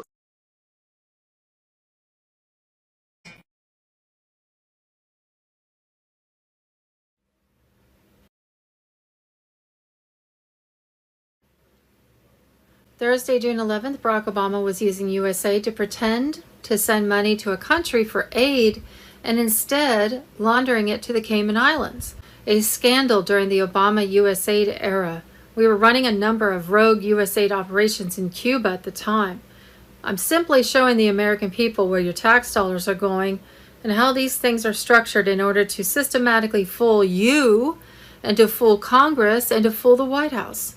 USAID pumped $1.2 billion in, and we sponsored these activist groups and these civil society organizations to learn how to use Facebook, learn how to use Twitter, learn how to use hashtags, learn how to coordinate street protests so that everyone knows where to go, what street to show up on, what kind of slogans to use in order to create the pro-democracy predicate for it. And just a side note, remember Obama, his claim to fame is that he was a community organizer in Chicago. That's his experience for being a president, apparently. He talks about how Obama funded a Twitter clone that would be used to push propaganda in Cuba to inspire these protests and overthrow the government. Mike Benz explains how Barack Obama overthrew many governments. So what they did is they took the exact same thing as Twitter, same user interface, same like and retweet button. Zinzunio is the Cuban slang for word for hummingbird. So just it means it's bird. It was the Twitter bird, the whole thing. But the whole trick about it was you have to make it look like it's coming from the Cubans if you're going to do this operation. We can get into the deeper layers of this, but contractors were funded by USAID. The data would then be used for micro-targeting efforts towards anti and pro-government users in Cuba. And then in Cuba, the developers aimed to, at first used non-controversial content, such as sports and music and hurricane updates. And what was the plan the whole time? Once they built up enough subscribers, they would begin to introduce political messages through social bots and encourage dissent in this astroturfing. The whole point is, once they hit a critical mass, they would create rent-a-riots. You're using Cayman Islands bank accounts. You're saying it. You're earmarking it for Pakistani aid. But the money was never sent to Pakistan. It was sent to the Cayman Islands to fund this whole operation. All this and much more is broken down extremely well in this video. This is insane.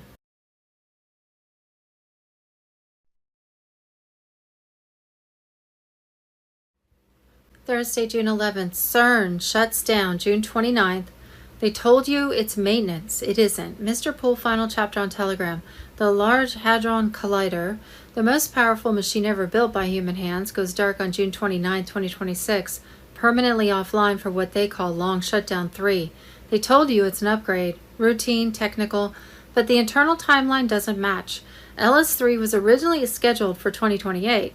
It was moved forward twice. The final acceleration happened in Q1 2026, 3 months after Run 3 produced results that were never published, not delayed, never published. A former data analyst, 6 years, CERN Computing Center, left November 2025. In September 2025, Run 3 collisions at 13.6 TeV produced an anomaly in Sector 7L, not a particle, not antimatter, a resonant signature with no corresponding mass. Energy appeared from a source that doesn't exist in the standard model. The data was flagged level 5. I had never seen level 5 in 6 years. Within 72 hours, the data set was moved to a restricted server. Access revoked for 340 plus researchers. The internal memo referenced Protocol 7, a designation I had never encountered in any CERN documentation. 3 weeks later, LS3 was moved from 2028 to June 2026. That is not a coincidence. You do not shut down a $13 billion machine 2 years early because of maintenance. And it's my understanding, this is again just my opinion, that CERN is it opens up portals. If you've ever seen some of the images, the early images that came out of CERN, you could literally see in the gases, you could see these demonic entities coming through. What did they find? The standard model accounts for 5% of the universe. The other 95%, dark matter, dark energy, is not missing. It is on the other side of something. CERN was built to find the door. Run 3 found it. They're not shutting down for maintenance. They're shutting down because what came through cannot be contained while the machine is running. June 29th, 19 days. The machine goes dark, but what it opened does not close when you turn off the power. Tesla knew. He wrote about it in 1899. Signals from outside our dimension, received in Colorado Springs. His papers were seized by the Office of Alien Property in 1943, reviewed by Dr. John G. Trump, the president's uncle. 3 generations later, the grandson sits in the Oval Office. The machine shuts down. The timing is not accidental. Code, Run 3 Sector 7L, Protocol 7, LS3, moved 2028 to 2026. Tesla, 1899. John G. Trump, 1943, June 29. They built a machine to open a door. They opened it. Now they're turning off the machine. Going to reach a point where nobody can deny it. As things stand, what I'm noticing on the English internet is that Facebook and Instagram, which are controlled by Meta and supposedly Mark Zuckerberg, are reporting the truth now, whereas you won't see that on the Drudge Report or on Google or on the corporate networks or places like Zero Hedge. So there's like 2 different competing internet worlds, and huge news events are being shut out of most of the networks except for, like I say, Facebook and Instagram. So the first example I want to start with is Representative Ted Lieu and what he's saying about Donald Trump. Please watch these clips. So he's saying Trump hasn't been seen for 8 days, and yet if you look at the Drudge Report or whatever, he's appearing every day. And so there's something, it really is, I know it's confusing, but there seem to be different factions, each trying to use their Trump. And now we have this other clip I want to show you where, it's famously quoted everywhere, where supposedly Trump told, Israeli Prime Minister Netanyahu the F word about Lebanon. So some people took control of this Trump image and sent a message to the fake Netanyahu, because he's also long gone, using swear words. So again, this is very unusual. But watch this Trump admit on some kind of corporate network that he did say bad things to Netanyahu about Lebanon. So there's a power struggle going on, and it's coming to a head for sure. But the important thing to realize is that there was a meeting of the Asian secret societies, and there something happened where the group that controlled Taiwan has now joined the group that controls China. They're now united, and Chinese President Xi Jinping has not been seen since May 25th. And I asked the Asian secret societies why this is, and he said that he's going to stay as president, but right now there's a major purge going on at the top levels of the Chinese Communist Party. We already saw the top military removed, but something is happening there. And I'm also hearing from my U.S. military sources that they're going to make a move against Jared Kushner and the Trump family and that whole group, and they're going to remove Treasury Secretary Scott Bessent. And the whole Trump cabinet, Lutnick, all of them are going to go according to these sources. Now, again, it's hard to know until you see it, but for sure, their corruption is being exposed. So, for example, here you can watch this clip about what the president of Kazakhstan is doing with the Trump family as a sign of just how corrupt this regime has become. So, the important thing is that right now, the Inspector General of the Army and the State Department and USAID have started legal procedures. And the reason for these legal procedures is to go after the Trump administration because the war with Iran has lasted more than 60 days. And so they have a legal basis now, and they're actually working against the entire regime. This is military lawyers. It's going to take time, but this is happening. This is really happening. So, I keep hearing it's going to be soon, maybe the end of the month, but I'll believe it when I see it.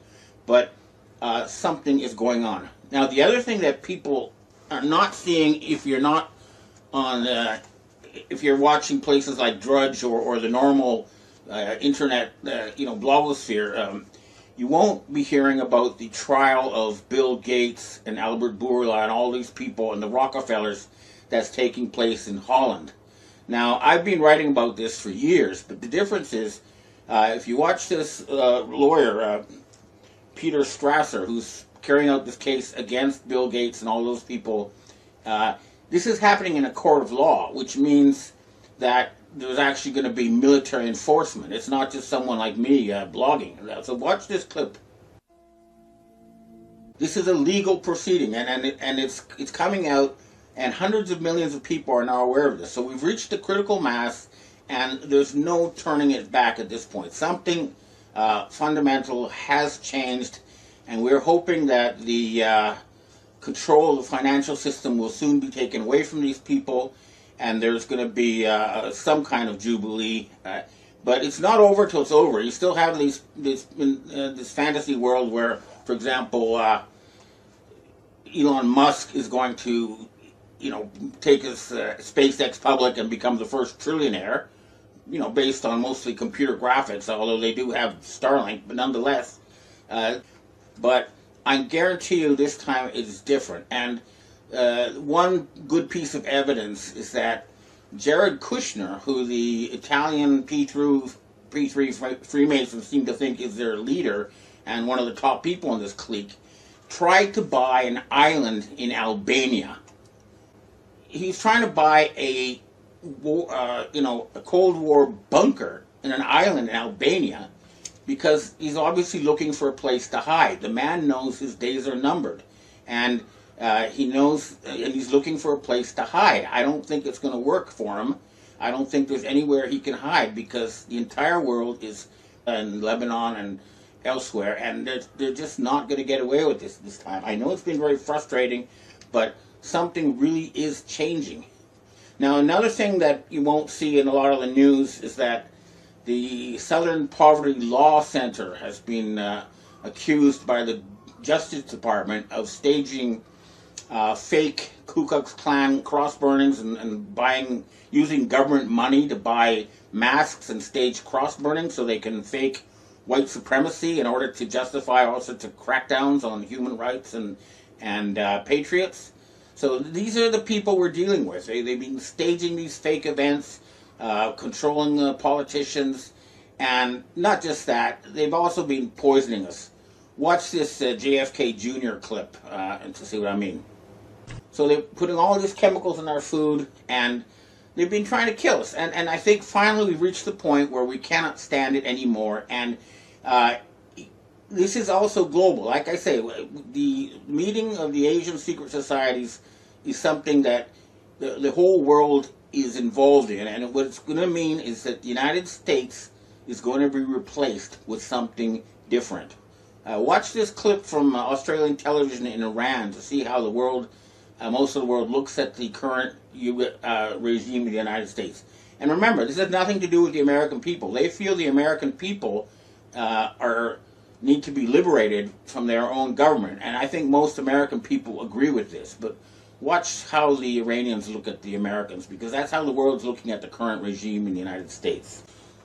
You know, that's all I'm going to say for myself this week. But, you know, I have been active. I've been making contacts with the U.S. military and Asian secret societies, because we really do want to see these people finally arrested and in front of the cameras. But again, they still control a lot of the corporations and a lot of the internet, so the battle will continue. But, you know, things are happening for sure. Okay, well, that's what I have to say for myself this week. Now I'd like to answer questions from readers and viewers.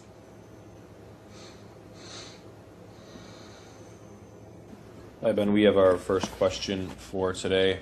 It says, businesses around me are going bankrupt everywhere. Foreclosures are at an all-time high. Good people are suffering greatly, and we need financial relief as soon as possible. If the Alliance is waiting on a minimum number to awaken to disclose the worst, why not release the resources stolen by the cabal now to the good people to help them survive financially, along with some meaningful disclosure? This economic stimulus plan will get the attention of the unawakened normies, make them see the truth, and turn the tide the quickest. I agree completely, and I told my own U.S. Space Force and military contacts that they need to go and arrest Scott Bessent and take away his control of the financial system so that people can get relief. You know, we're fighting for it. But again, these are people who've been, you know, they're very powerful, they're very evil, they're very smart, and they're fighting for their lives. But it's going to take the military to do it. And so far, they haven't, but it is going to happen, because their paychecks are about to bounce if they don't. But we're working to try to help the American people get them out of this insanely corrupt, parasitic system as soon as possible. Everybody who's listening or watching to this, please don't just passively sit there. Do what you can personally. Let's all make this happen. Next question.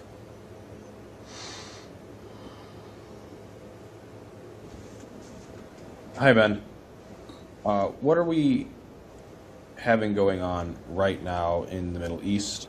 Does this war with Iran actually have anything to do with oil at all? Or is it just about the cabal wanting to instate central banking in a country that did not previously have central banking? Well, it was an attempt to steal the Iranian people's gold and oil in order to keep the Federal Reserve Board from going bankrupt. However, some people are saying that what's really going on is that they staged this war so that they could raise the price of gas to force people to either have to buy electric cars they can't afford, or to move them into 15-minute cities where they don't need a card and they can be in a little 15-minute bicycle ride prison, and then the whole thing is staged. I'm not sure for sure, because a lot of it does seem contradictory. So I get information that all the U.S. military bases have been destroyed, and then yet after that we get information that U.S. military bases have been attacked again. And we see all these videos of cities being destroyed by bombs, and then we see videos of the cities that are still intact, like Tel Aviv, and it's so confusing with all these fake, videos out there to understand what's really going on. But what I do know from my own direct contacts with the Iranians is that they believe the United States and Israel are ruled by a satanic cult, and they're fighting to overthrow them. And that part is real, and so is a lot, the Asians are also trying to liberate the West from a satanic cult. So that part is real, but as far as all these videos of a war and stuff, so much of it is fake, I don't know what to say. Next question. Hey, Ben. You seem to be a little bit disheveled and out of sorts as of recently, and I'm wondering if you're okay. sometimes your answers seem contradictory, and sometimes you say Trump is alive. The next minute you say he's an imposter. I'm worried about your health and if you're doing okay, but I'm also worried about the information that you're currently getting. Well, I've been getting, a lot of contradictory information feeds, and it is confusing for sure. And I think what's going on is that, there's a battle with different groups, with different Trumps, with different image characters, and I believe at the end of the day, what we need to stop using fake leaders like, an actor pretending to be Donald Trump, and actually, once again, get back to, leaders who are actually elected by the people in a real democracy with real freedom of the press. As far as my health is concerned, I'm feeling okay. I'm feeling fine, but I do need a holiday. I'm going to go to Canada at the end of June. I need to rest, and I need to go on my annual fast to detox. So I'm not in 100% shape, but I'm not sick or anything like that. The other thing I need to do is drink a bit less alcohol. I'll be honest about that. But thanks for the concern, and I'll try to, manage my health better. What? Next question, please. Hi, Ben. We are hearing basically nothing about the war in Ukraine and what's actually taking place there. I also wonder what are your thoughts are on Tucker Carlson. I feel like he has moved away from the narrative and is truly now an independent journalist, and I'd like your opinion. Do you think that the war in Ukraine is basically over? Is there anything going on? And on Tucker Carlson, do you believe that he is truly aligned with the people's interests? Well, first of all, as far as the war in Ukraine is concerned, I'd like you to watch this clip from Colonel Douglas McGregor talking about what's going on there. So you can see there was an agenda to depopulate Ukraine. The Russians were involved, as were the Ukrainians. And this is Chabad, and the idea was to create a new Khazarian homeland there. And that project is ending, as far as I can tell. But the fact that we still see Zelensky on our screens, the fact that it's still funneling money through there, means that the whole operation has not ended yet, and it's still going on. But I don't think it's a war anymore. It's more of a, slow motion genocide and financial takeover by people like BlackRock. And something needs to be done about it. And I think that means a purge on the Russian side as well as on the Western side. All right, well, that's what I have to say for myself this week, and I hope to see you again next week. How much more pain? I think a lot. Do Californians need to experience, and other blue states need to experience before they rise up against the political class, right? So we're seeing in California the exposure on a massive level. We've seen directed energy weapons used in Paradise Fire, Malibu fires back in, Coral fires back in, I think it was 2007, where, homes were systematically, destroyed. I remember there was like the fire supposedly leapt across a highway, right? It was burned some houses, burned some grasses, and then like everybody was stopped on the freeway, and it went across like two cars and fried the cars and the people in them, and then continued up. And you can see where it burned the grass and continued on. And so that was a long time ago. Like what, 20, almost 20 years ago. Well, almost 20 years ago. So this is not anything new. Paradise fires, well over a decade ago. Lahaina fires, very similar, directed energy weapon use. And then, of course, the more recent Paradise Malibu fires. Right. So it's a pattern where it continues, and until you take control of the enemy and do away with the enemy, kind of like what's going on right now in Ireland, right, in Dublin, right? So they were like, this is enough. We have, they had a guy getting his head sawed off in the streets by a legal immigrant. And so there was enough. They had 3 little girls that were stabbed between the 3 of them 200 times.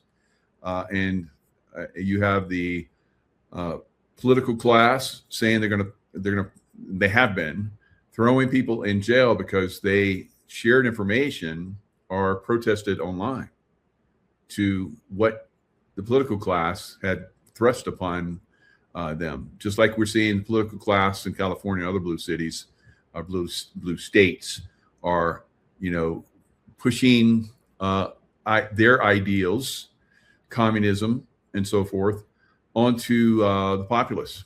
And at what point does the populace say that's it? Like we're seeing in Dublin, where they went in, they burned the homes and they burned the cars of illegal immigrants, right? And that is happening across the UK. I've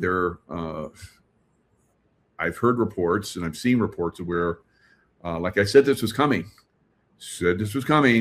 There will be blood in the streets, and you will see people hanging from light poles, and that's happening, right? And now the political class is really starting to say we're gonna press down on this. I think they're next. I've said this, right? I've said this for quite some time, and you can't vote them out like we're seeing in California and other blue states. They have a system where they legally and lawfully can create and commit fraud. So they've used the system against us to keep themselves in the system. And, they're there to allow these other things to happen, the destruction of our cities, our children that are basically, transgendered and go through these horrible surgeries. They're, destroying the families, across America in many cities and across the world, really. So this is something, Belfast in Ireland. So this is something that's going to continue, and it's going to pick up speed, right? Because the political class are holding even tighter to their control. So that's going to infuriate the populace. Now, what is it going to take in California? California's had, like decades now of directed energy weapons basically destroying their homes, and Californians still haven't reacted to that, right? More recently, in the Paradise Malibu fires, you've had some people that are a little bit further up the scale as far as like money wise and power wise and so forth, and influence wise, and so they have started to push back. But up till now, you have had no pushback. Now, President Trump has pushed back, and he says that the reason he has put one of the reasons why Steve Hilton is now considered to be one of the top 2, which I can't understand that. There's still over 300,000 votes that are still out there. He could easily be pushed down further, which he's already been pushed down into second place. President Trump said, he backed Steve Hilton. He did not back Spencer Pratt. Spencer Pratt didn't want his backing. And so maybe that's why he didn't, survive the assault. Now, he has kind of put out there that there's been a sting operation. Now, I said this yesterday. I believe that the California election fraud reveal, is part of a massive sting operation that's going to transpire and go across all the other blue states, right? And blue cities that are in red states, right? So it is very interesting to see this now. All these fires. I've had guests on. We've talked about these fires. We put this information out. You think at this point people would have already been hauled into the streets and done away with, right? I don't want that. I think that's crazy, but crazy time's coming, right? How much more pain does California have to go through before they start to get serious, right? So I think a lot more. Right? Because and the way I judge this is when I make comments like this, and Californians get, case of the ass about it, right? They attack me. I'm just a messenger. I'm just pointing this stuff out, and hopefully it's to help wake you up. But it is not happening. So, I've been involved. I have these abilities, and I have been involved in stopping out stuff, sending energy to people to take them out of positions of power. I've done that quite often. But there comes a time where the people that, receive those benefits don't appreciate them, right? And that's California. So how much more pain? How much more pain, right? I think a lot. So we're seeing fire weather starting to come into California. I predicted before this new year, I predicted that California would burn again, right? California is going to burn. And it will be through directed energy weapon use again. We will probably see, like we saw in Paradise, homes that are burned again. So it's a pattern. They've been getting away with it, and if they continue to get away with it, they're going to continue to do it. Hello, so California had the opportunity if they would have risen up. Now, I've seen people that have gone into the streets and they wear the MAGA hats and they said, Karen Bass is bad, all kind of crazy stuff. Vote for Spencer Pratt. And Californians would go by and give them the big middle finger, and say F you and all kind of stuff. They're going to have more pain, guys.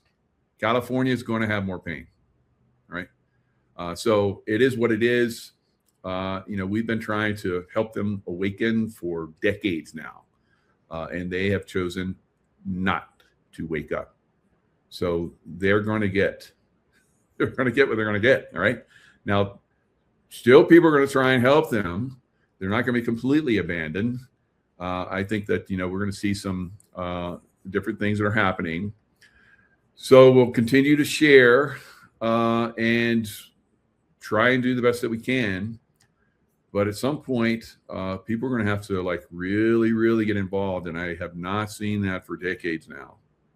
Show you this, President Trump alluded to the fact that you're not going to believe how crooked the 2020 election was. Trump says a full file about the theft of the 2020 election is going to come out. He went on to say it's worse than any of us can imagine.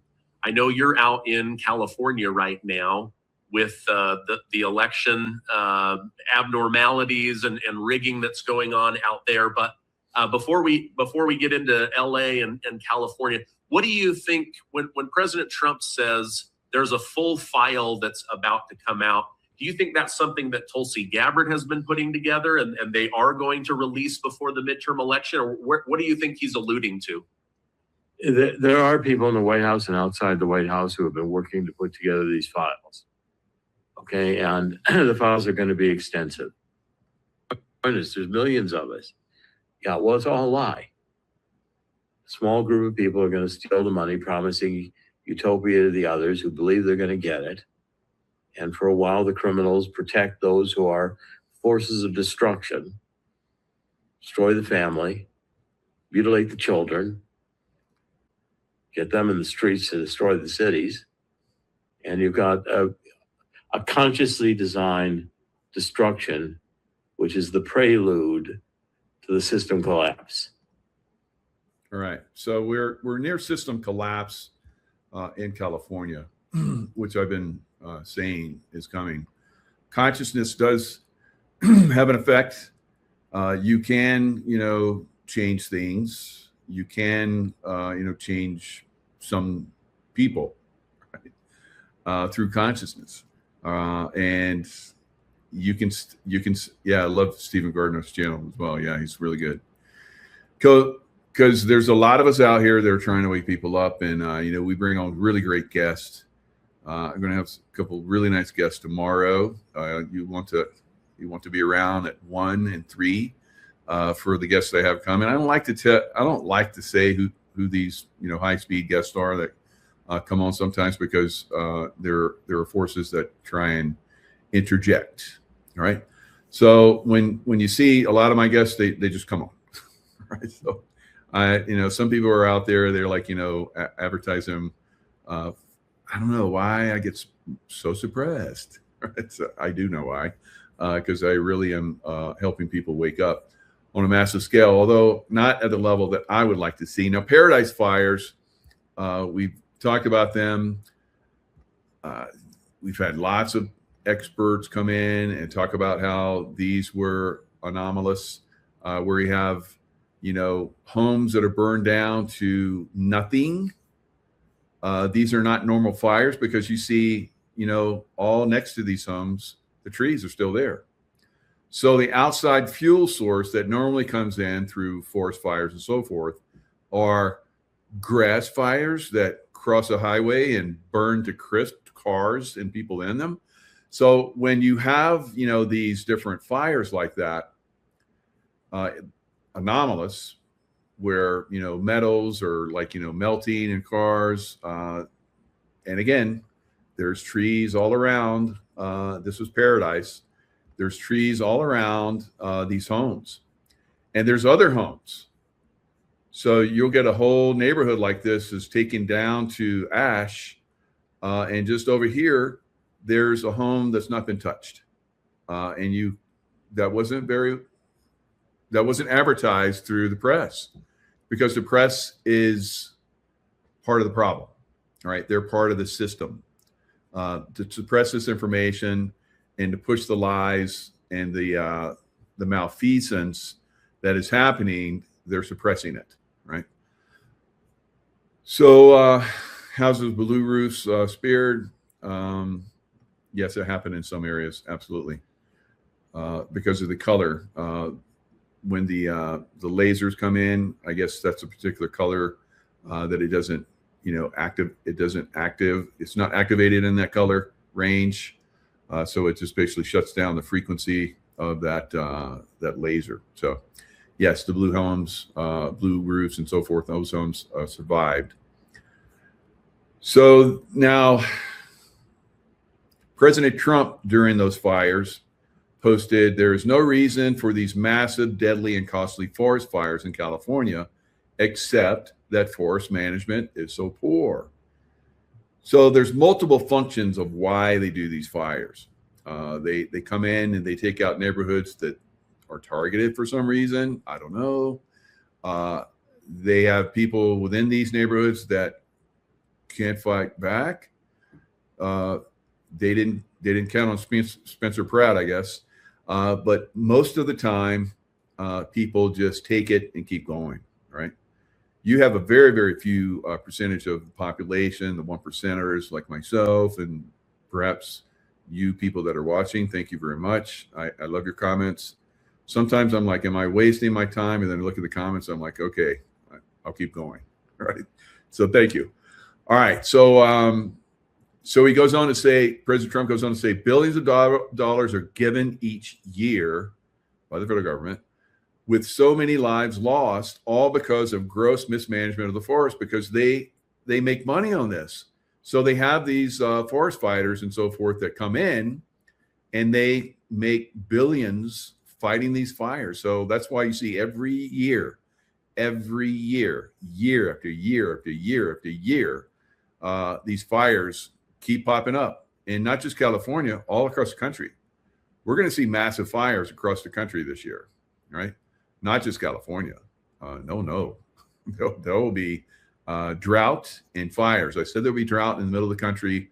I said it last year, well before the beginning of this year. And then we will see rain. So they'll burn the hell out of us and then flood us, right? And I think California is going to get some serious earthquake activity. Domino effect earthquake fault zones going off. They're going to be so massive. And I just know that I'm going to be feeling it here where I'm at in Lake Tahoe. The ground is going to shake, right? Bigly, right? It's already happened once. And right down a little past Reno, near Fallon, Nevada, where they have the Naval Air Station, right? So in that area, there's been a lot of earthquakes, over 500, I think 540 quakes. So the biggest one, I think it was like a 5.5, 5.2, something like that. It shook this house that I'm in here, Lake Tahoe. So I think it's like, as a crow flies, maybe about 85 miles from that area. So it's a good shaker. We just saw a big shaker that happened in Cuba that shook all the way over into Miami. So they thought they had another earthquake in Florida, but no, it was that shaker, because Florida is just a big coral reef that's risen up and some trees grew on it, right? So so it's easy to shake that whole state, right? And that's what we just saw. So 6.1, the last time they had an earthquake of that size, 150 plus years ago, and it was a 6.0. So this was bigger, 6.1, just a little, but a little bit sometimes can make a huge difference. So we've seen these earth change activities. Some places it's going to be not as intense. We see biblical references where the Lord is saying, "Go to the mountains." Where am I? All right. So there is, potential in the near term, I believe, for some serious shaking. And I think that consciousness does have an effect on that. Consciousness has an effect on storms, everything. There was a time where we had an earthquake, and I was involved with a group that basically was into the earth energies and so forth. And there was put out that there was a huge earthquake in Peru, and that same earthquake size had caused a very significant tsunami in Hawaii. So same place, same earthquake size. And so there was it takes a long time, hours and hours and hours, for these energies to travel, through the ocean. And so back in, I don't know how long ago, it was like 50s or 60s or something like that, there was a pretty significant tsunami. So the Earthkeeper group, basically we got together, we got the notice, because there was those of us that were involved in, calming these earth energies when they were, shake, rattle, and roll like that. And I remember putting my consciousness in the waves and calming the waves. I could see the energy. It was going to make a massive tsunami when it hit Hawaii, and I just calmed it. And so it made just a little bit of a little wave, very small wave, when it came to Hawaii. So consciousness can have an effect on calming, and consciousness and the deep state, which we know that they have been, manipulating these earth energies and earth, movements and earthquakes and volcanoes and all that kind of stuff. We know they've been doing that. They would definitely do that here in California, right? So I believe California is really going to get hammered, right? So same consciousness. I predicted a lot of earthquakes to the day, almost to the size, almost perfect, that have happened here in California. I believe there's going to be a massive one in California, and that's mainly because of the consciousness of California, right? So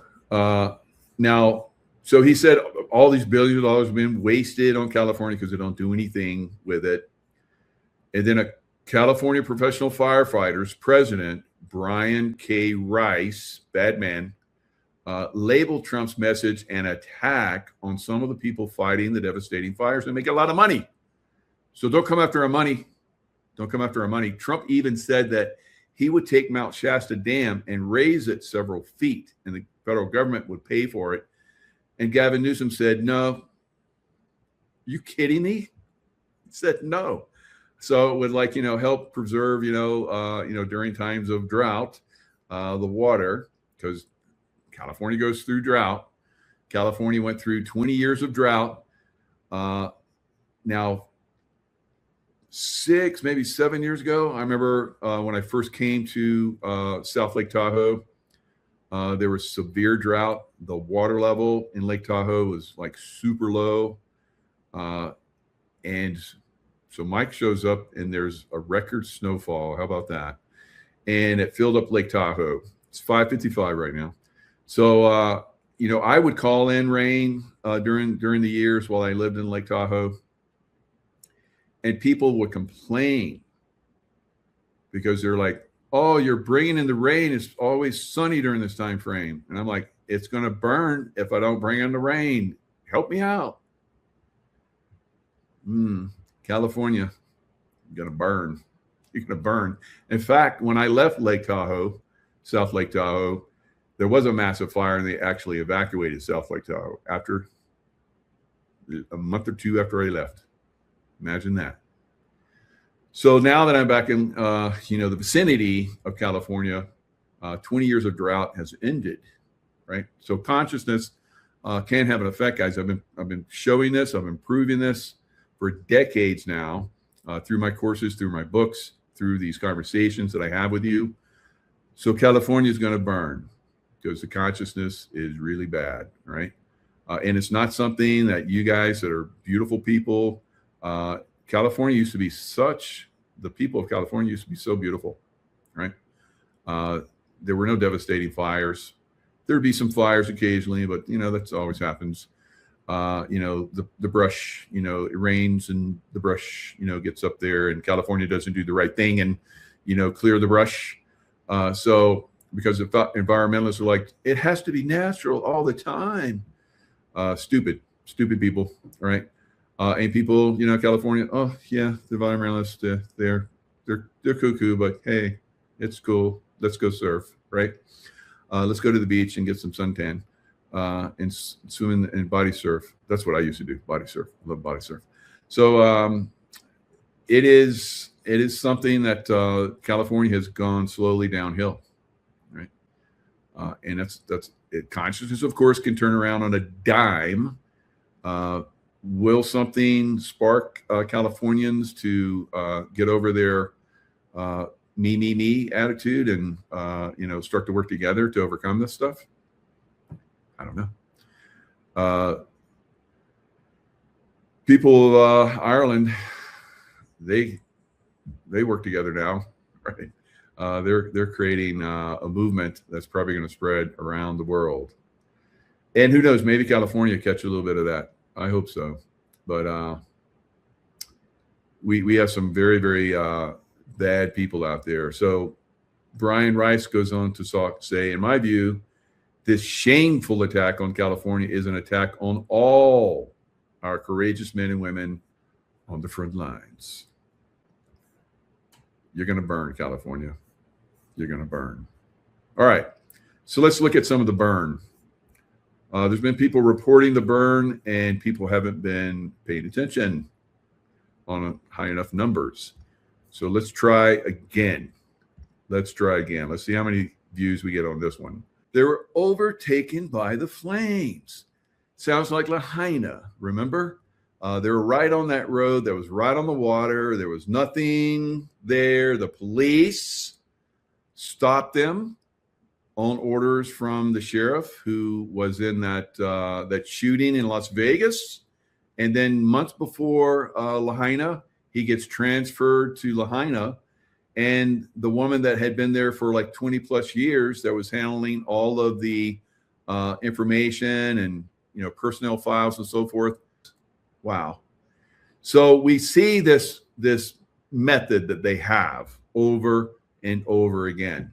Where they come in and they destroy an area, they cover up their crimes, they cover up the number of deaths, they cover up the fact that people are fried from the inside like microwaves. Cook food in a microwave, it cooks from the inside out. Flames burn you from the outside in. All right, it's simple. It's simple observational skills. So this fortunate gentleman was like, they're I don't know how they're doing it. I don't know what's going on, and he probably doesn't know that some people were doing it. But these flames are like just crazy how they're catching up to us, and we're flying down the road. So their cars started getting toasted. So he jumps out and runs to a stream, and he says the fire like whoosh over him, and he comes back, and all his friends are gone. I'm so lucky to be alive. I went down the canyon into a creek. When he returned to the scene, he found his truck, which he fled from as flames closed in, and he found that not one of his friends had made it. We got trapped. Oh, nobody made it down here. We won't show you the most harrowing moments, but they are causing outrage on social media. So insensitive, those one typical comments. So again, now who was saying outraged on this truth, this horrific incident of where these people were caught in a directed energy weapon attack? Interesting how his vehicle, because it was not touched, but these other vehicles were crispified, and the people in them were burnt to a crisp, to almost ashes. Right, and I'm going to show you some of this from Lahaina. So, you know, only 812 people watching right now. People just don't care. It's like I've seen all this. I don't care. I don't care. Right? It doesn't affect me. But others are defending the video, including one firefighter who says this is what the public needs to see. The video was posted by Greg Woodcock's nephew. He spoke with our Jim Murray. Why did you post it? I know a lot of people are really up in arms. They say you shouldn't have posted that. Right. No, I've gotten a lot of flack because of that. And I was weighing the good with the bad. And he wanted it out there because he wanted it to be like a warning to anybody that doesn't listen to these evacuation orders. All right. So, I mean, that's the way to listen to the evacuation orders, right? Run for your life. Go jump in the stream, right? Yeah. So I know some of you care. Many of us care, yeah. But probably not the people that should be, right? Obviously. So you've had these fires in California like this for 20 years, guys. So obviously people aren't paying attention or caring enough to make a difference. If this happened to you, if this happened to my peeps, my family, my time in the military would come in handy, right? My abilities would come in handy. My ability to be like a ghost and appear and people go bye-bye would come in handy, right? So that's not happening in California. People aren't rising up. People aren't rising up. You're going to have to rise up. Otherwise, it's going to continue. That's obvious because it's been going on for decades, right? So, better luck next time. We'll elect somebody that will make a difference. California is pretty much all completely blue, right? So the criminals have completely taken over California. There's only one way. There's only one way. And a lot of people are like, the military is the only way. And maybe the military will get involved. I would hope so. Otherwise, Jaco the Firewalker, I have walked over coals. Yes. And been around fires. So, you know, I'm like the wild horse ranch guy, with the wild horses. We have the solution. Get rid of, my solution is get rid of the politicians that are, allowing this. They're not the ones doing it, of course, but they're allowing the criminals that have the capabilities of doing these to do this, right? So now the wild horse ranch guy, William, is basically, we can, go in and, have these wild horses come in, and there's nothing that the fires will not happen because they've taken out all the fuel, right? So, and of course, everybody's like, oh, look, wild horses. So they come and take pictures. Everybody loves it. Not happening. I do those shows with him, and they don't get a lot of views. Now, you guys over on Rumble, you guys are I'm getting more views on Rumble than I am on YouTube. It's insane. It's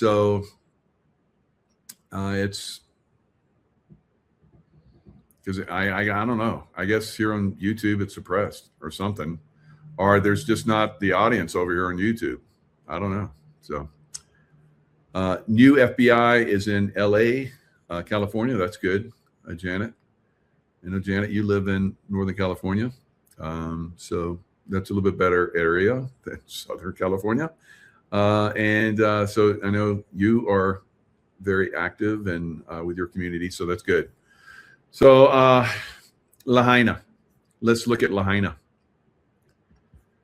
So I'm going to have to start to push through this pretty quick because I got to have a conversation that I'm going to have pretty soon with some people that are going to do shows with that are going to give us some options to overcome stupid thinking, right?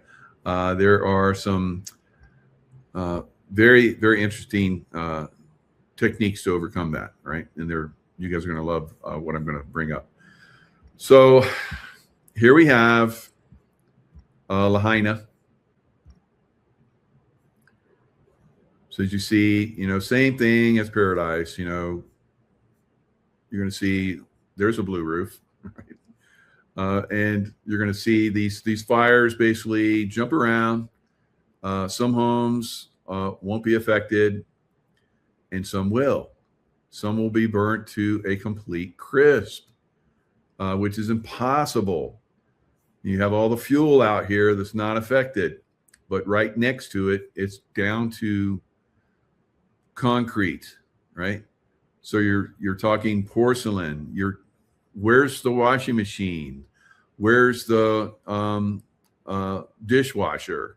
Where's the porcelain countertops, the porcelain commodes, and so forth? Those burn at a much higher rate than any home fire in history has ever burned, guys. So it's obviously something else that's burning everything to a crisp. Hello, come on. This is not that hard. This is not that hard to figure out. And here, do you see any bodies? You see any bodies? Look, this is along a wall. This is a road. The trees are still there. And all these people along this road that the police would not let escape, they blocked the road off.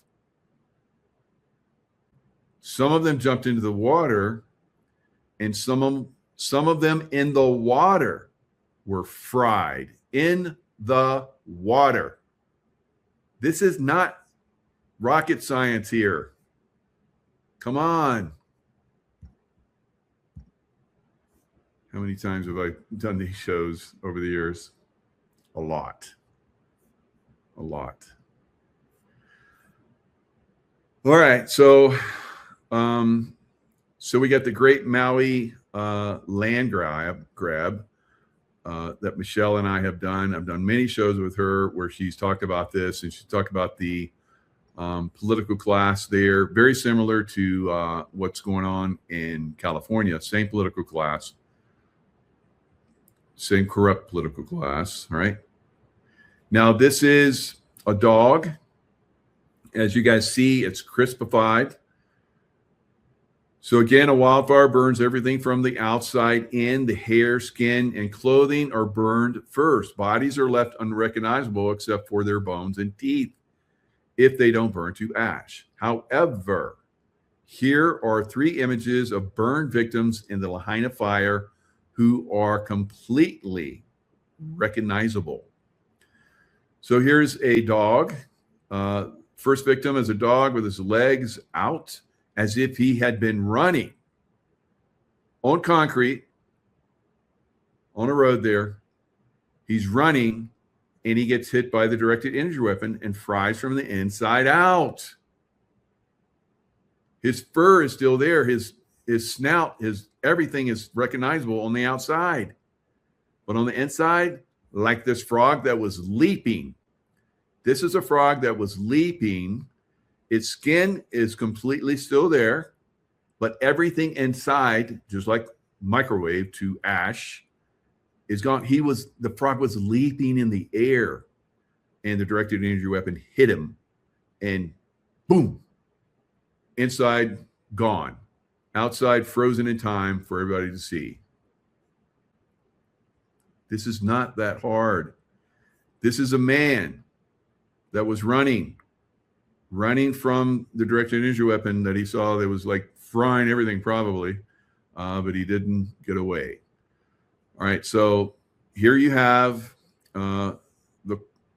I think it was called cornrows here, and that's still there. So the outside is still there, still recognizable as a human being that was running, and there's another one over here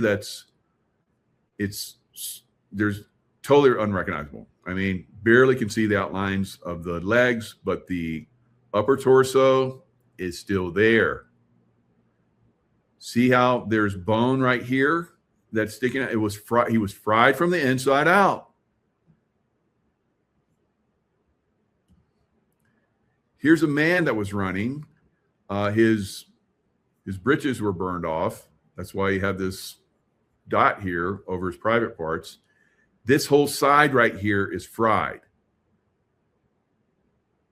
His arm is gone. It's almost, well, it's actually up in the air. You see it right there. His ribs are showing on this side. Look at the other side. This is his clothing. It's not burned. Just one side that's where the directed energy weapon like zapped over him and completely fried that area. All right, so we've shown this stuff before. I've shown this stuff before. How many more times? How many more times do we have to like show this horror? How many more horror stories do we're going to have to like show? California? More. It's going to be more. All right, paradise. Let's look at paradise. Oh, we already looked at it, but let's look at this one.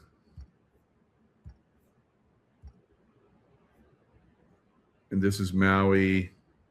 This is another Maui time frame, 2007. Here's paradise, where, like I showed before, here's Maui, Malibu, or Malibu, not Maui.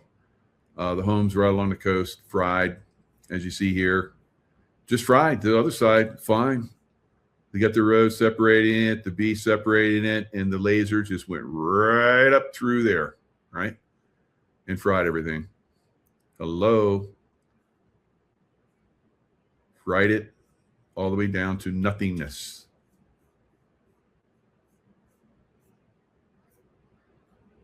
All right, so that's a little bit of paradise and a little bit of Malibu just recently. Now let's look at the coral fire. This is back in 2007, kind of the same thing. I'm just going to real quick show this, but like I said, this has been going on for 20 years now, right? Probably more than 20 years. 20 years that I've been reporting on it and showing this information and watching it and going, that's directed energy weapons. I know, because we have those weapons in the military. So same thing, foliage, burned out cars, burned out homes completely. And it doesn't happen naturally. This doesn't happen naturally. The foliage is like the fuel. And if there are, some pieces of ember or whatever that come on and start these house fires, which does happen in for real, then you're not going to see a house fire burn all the way down to nothingness. You have a little bit of metal left, warped from the heat of the directed energy weapon. All right, so it's insane. All right, so there are possibly have been saviors like Donald Trump. It's like, how dare he, come in and say bad things that, we could actually do something about this. We could do nothing about that. All right, thank you, Jesse. Good job. Ex-firefighter here. that shit is not in OT in capital letters, not normal. Thank you for you firefighters to stand. I know it's tough for you guys too. You know, you get criticized, you get everything destroyed if you speak out. Maybe you're retired, so you can, like me, you can speak out. I don't know, but it's a problem. Now Spencer Pratt, you know, he's not a screen star anymore. People still look at him favorably, even though he was a bad guy. They say, "Oh, he's just a bad guy in a sitcom," and they kept playing that. They all had the same narrative, you know, and they all had the same narrative. They're having their strings pulled, right? They're being puppeted. Spencer Pratt's cryptic duck post. Does it mean calm above water, but I'm paddling furiously below? Maybe. Now, I haven't seen this interpretation, but for me, it's like you're a sitting duck and I'm going to blow you away, right? That's my interpretation, but, you know, maybe that's what it is. You know, the duck metaphor takes flight. The most common reading of Pratt's post aligns with a classic adage, be like a duck, calm and unruffled. Bullshit. Be like a Mike and be a fighter and speak out and say bullshit, bullshit, bullshit. You, baddie, baddie, baddie, right? You need to go bye-bye. That's Mike's. That's not be like duck, you know, F that, all right? Be like they are sitting ducks and they're going to get blown away. That's what I'm looking at. All right, that's Mike's interpretation. But there's, of course, that's California news. They dumb it down. They dumb it down. All right. So here we go with the election results. They're not so good. We know that. They stole it from Spencer Pratt already. So that's why he's pretty animated right now. And he did an excellent video, which I'm going to show with you guys. All right, so here you have Spencer Pratt has had it stolen. He probably was actually number one right from the beginning. So he got 99%. Now, President Trump says he's leaned on them really hard, and that's why they've picked up the pace. All right, and the reason why we see the governor, so you see 2 check marks right there with the governors. So they're like, all right, we get, now remember Steve Hilton in the beginning was on top. And Xavier, he came from all the way behind, like 6 weeks ago, he was 4% in polling. And then he goes all the way to the top. How about that? They've just done another recent polling where Xavier is much higher than Steve Hilton. We know the Democrats give us bullshit polling too. Remember, Hillary Clinton was going to win by a landslide and she lost. So Tom Steyer, oh my God, they really knocked these down. There was like 300,000 just a little while ago. So it was, or 600,000 like yesterday, 300,000 a little while ago. Now it's only 164. So President Trump came in and said, yep, because I basically leaned on them. They hurried up the counting and Steve Hilton didn't get it stolen. Right? That's President Trump. He's amazing. All right. So, but I can tell you that if in the unlikely event that he does win the next election, the election in midterms for mayor, or not mayor, for governor, he will have the Democrat system lean on him so much, he will get nothing done, just like President Trump in his first term, pretty much. All right. So Spencer Pratt, you know, has got all this stuff going on. He's been playing low key, but not so much now. So this just recently came out. Spencer Pratt drops bombshell video You guys are going to like this. I liked it. I'm like, what? All right. What I've been expecting, I think, is about to happen. Campaign portion of my mission to save Los Angeles is coming to a close, and I'm moving on to the next, more interesting phase. Listen, I've spent a lot of time slaying everybody. I've ridiculed everyone on the roster, and I just want to say from the bottom of my heart, I'd like to take the chance to apologize to absolutely nobody. You think you can get rid of me that easily? I know a lot of dim-witted jerks thought I was in this for a grift, that I was going to roll up and leave town if I didn't get into City Hall. It's just not fair. Hey, morons, I didn't get in this for political power. I got in this to expose this corrupt machine, and nothing has changed. You enjoy your worthless meetings in City Hall. Nikki, you have all this information. You're running for mayor. Show what you're really about, or get the out of the race. I want to be lighting you up every single day, and now I don't have to worry about offending CNN viewers. I don't have a campaign laws hamstringing me now. It's war.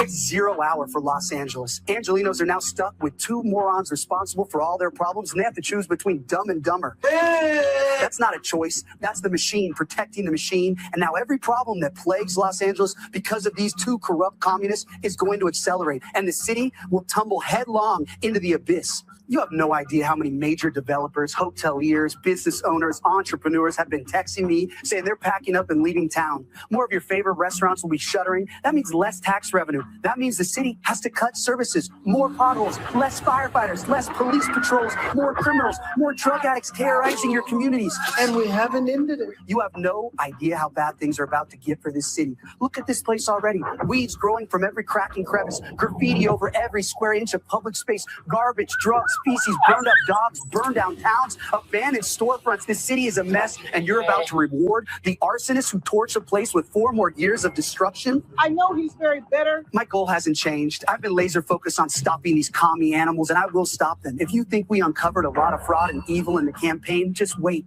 We have some recordings of one of your exalted candidates doing and saying something that would make her resign in shame. I was saving it for the general election. Go ahead and pick your demon, certify your choice, and then you get to see it. So Karen, Nithya, ask yourself, is it possible that one of your employees may have a recording of you doing or saying something that would force you to resign in disgrace? Hope you sleep well at night over the next 5 months, because you know who hasn't slept well at all for the last 17 months? My mom. All my neighbors in the Palisades, all the moms who worry about their kids walking past drug addicts in front of their schools, all the business owners getting crushed in the LA economy, worried that they can't stay in business and feed their kids. Angelinos have been struggling for years now, all while corrupt politicians and fraudulent NGOs profit off the misery and fleece us for the tax dollars. Well, now we're flipping the script. I want all of you awake at night sweating and worried about 5 a.m. when the FBI blazers bust in the door, breaking open your office, because I assure you, they're coming. You think your election was going to stop me?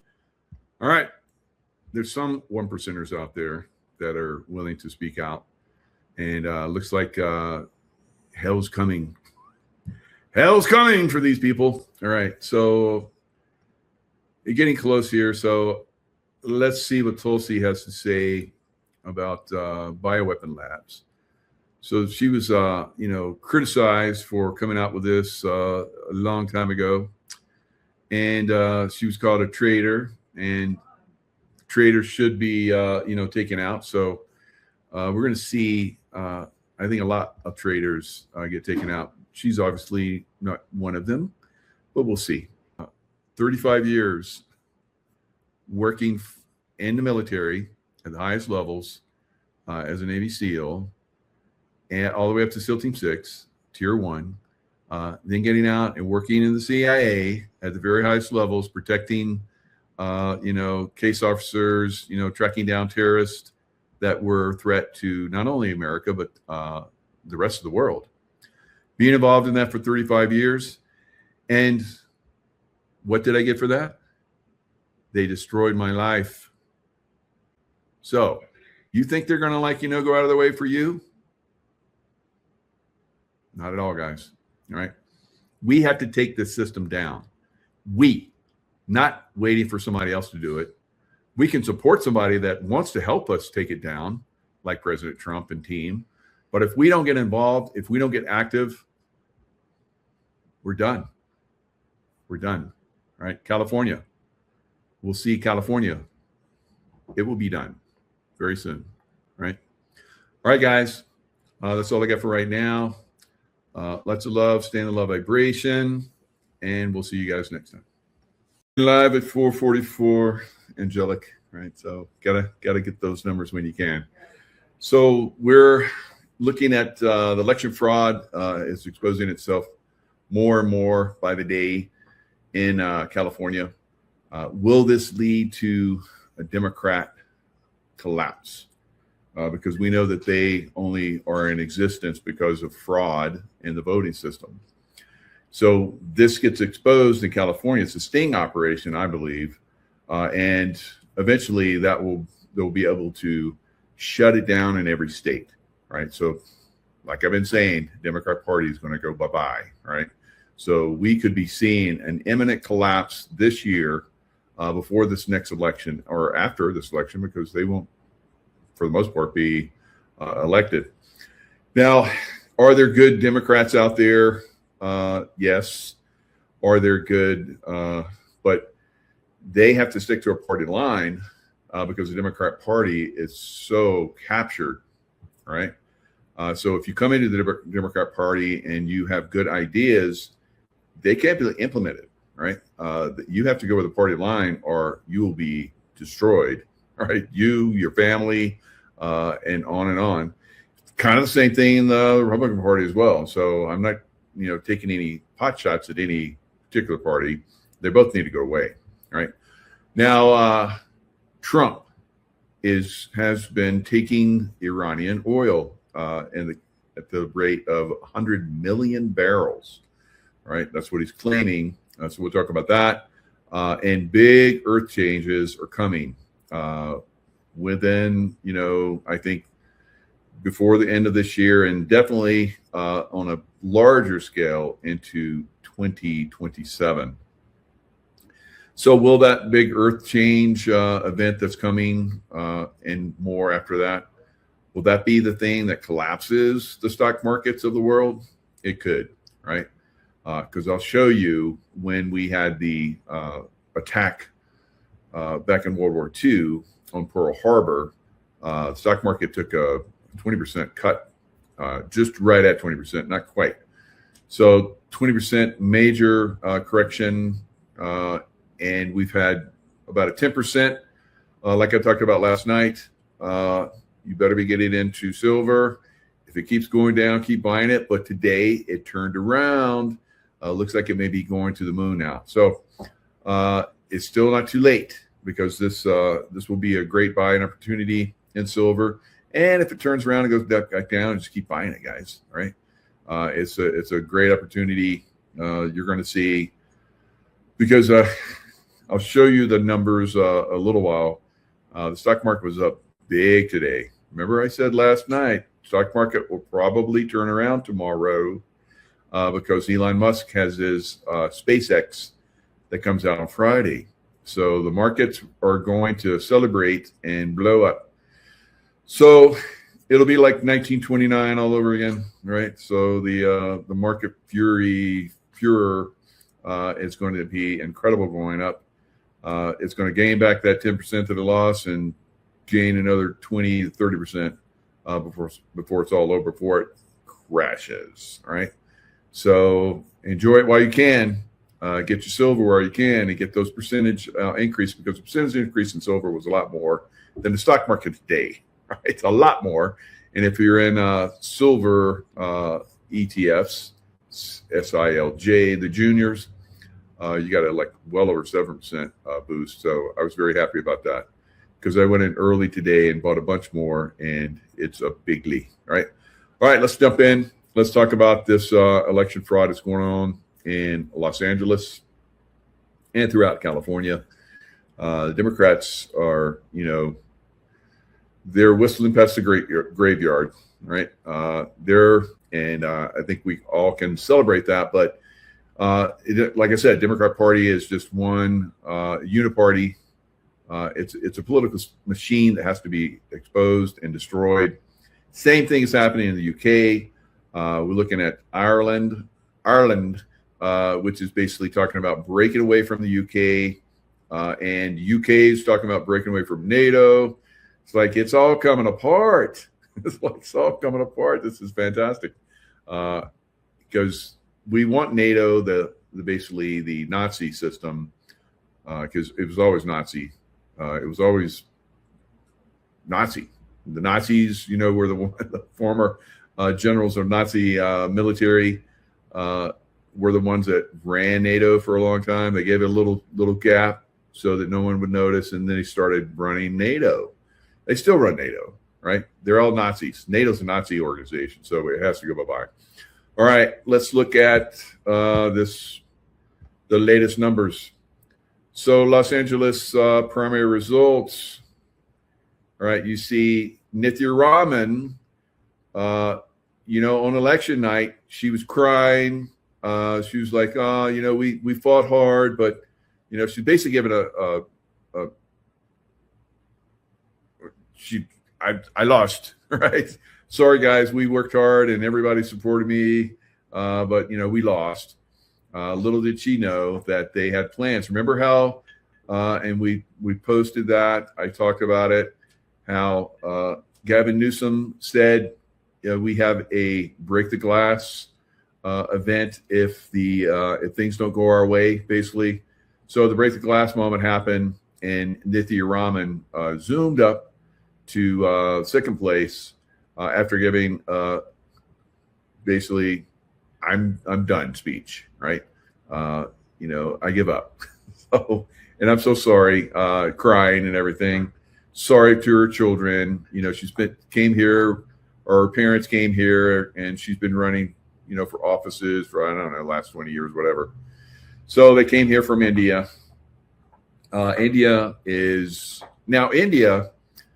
I did a show earlier with Lisa Schermerhorn and Honey Golden, Lisa informed us that in India, it is basically the rape capital of the world.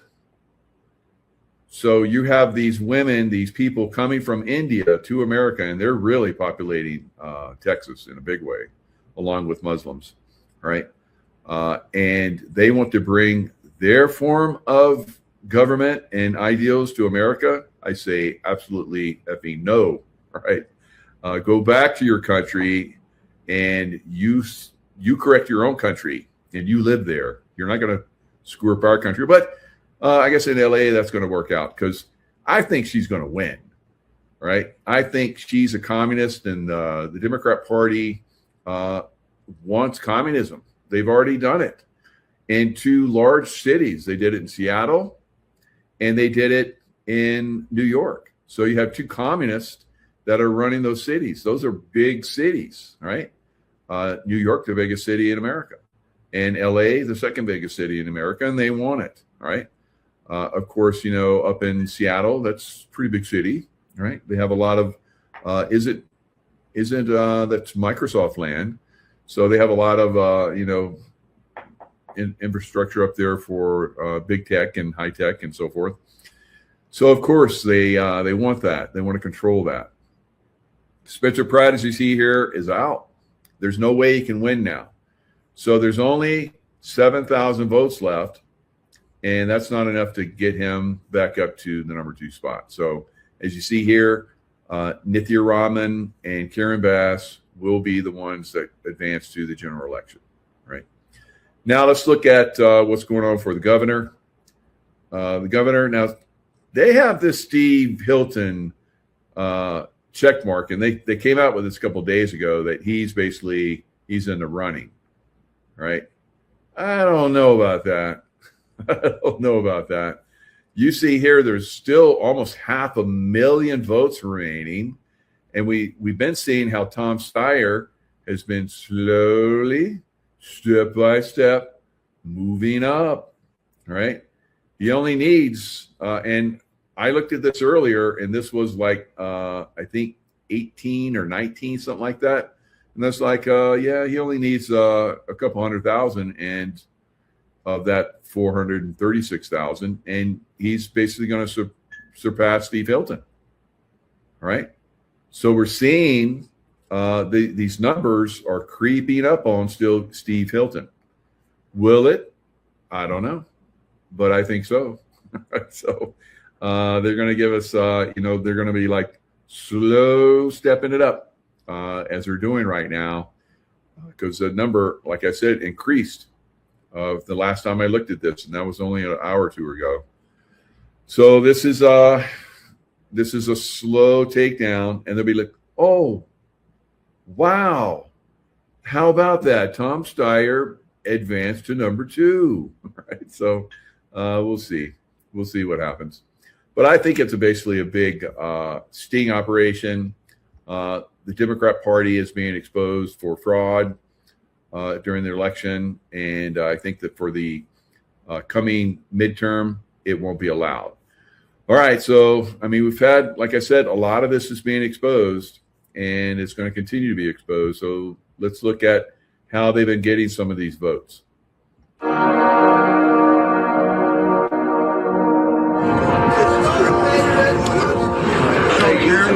Now we're gonna give you $2. We got need 14 signatures. The petitioner, Brenda Brown, hands cash money to the homeless person, not only for signing the California ballot initiative, but also as payment for them to register to vote. Now, because you haven't registered, I need to register you so I can get paid too. I'm paying you guys, I need to get paid. Come on. That is a federal felony. And it didn't just happen once. It happened over and over and over again. We personally witnessed and covertly filmed this happening at least 28 times over the span of our investigation. And that is just in Los Angeles. Many of the homeless have zero understanding of what it is that they're actually signing. But what is that petition for? You know the petition for? The petitioners instruct the homeless to enter made-up addresses like Pinocchio Lane. Where do I put my address? Yeah, just put up. You live on Pinocchio Lane? Oh, good. And all of this occurring just outside the front doors of shelters and NGOs such as Weingart Center, which have received hundreds of millions of dollars in government money. One Weingart employee tells us when and where to find the illegal cash exchanges for signatures outside, and says the cash being given out is coming from a higher source. Do you know if they provide the money that they're handing out? Yeah, the company does. When they give the money out, they got to go back and tally up if they stealing the money or not. So they got to have a receipt. Most of them be right across the street under that tree. You can check with them Monday through Friday. While another Weingart employee advises the homeless on how to practice plausible deniability and ignorance of the law. See, they say ignorance is no excuse for the law. But a lot of times I have to say I didn't know. I had no idea. Oh, that would be what he should say. Yeah. All right. So now there's other, stings that are going on. I'll show you another one where they basically went down and they're asking these homeless people. It's very sad.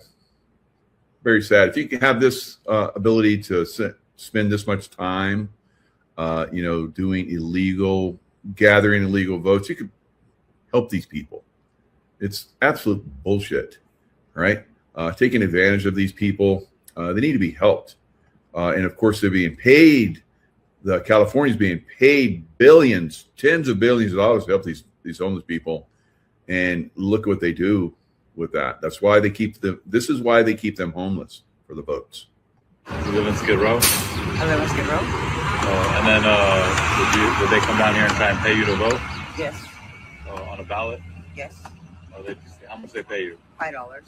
And they said, here, come and vote for these candidates? Yes, sir. They told you who to vote for? Yes. So they told you to vote for Karen Bass or Cynthia Romney? Karen Bass. Did you vote for Karen Bass? Yeah. For $5? Yeah. Did you vote?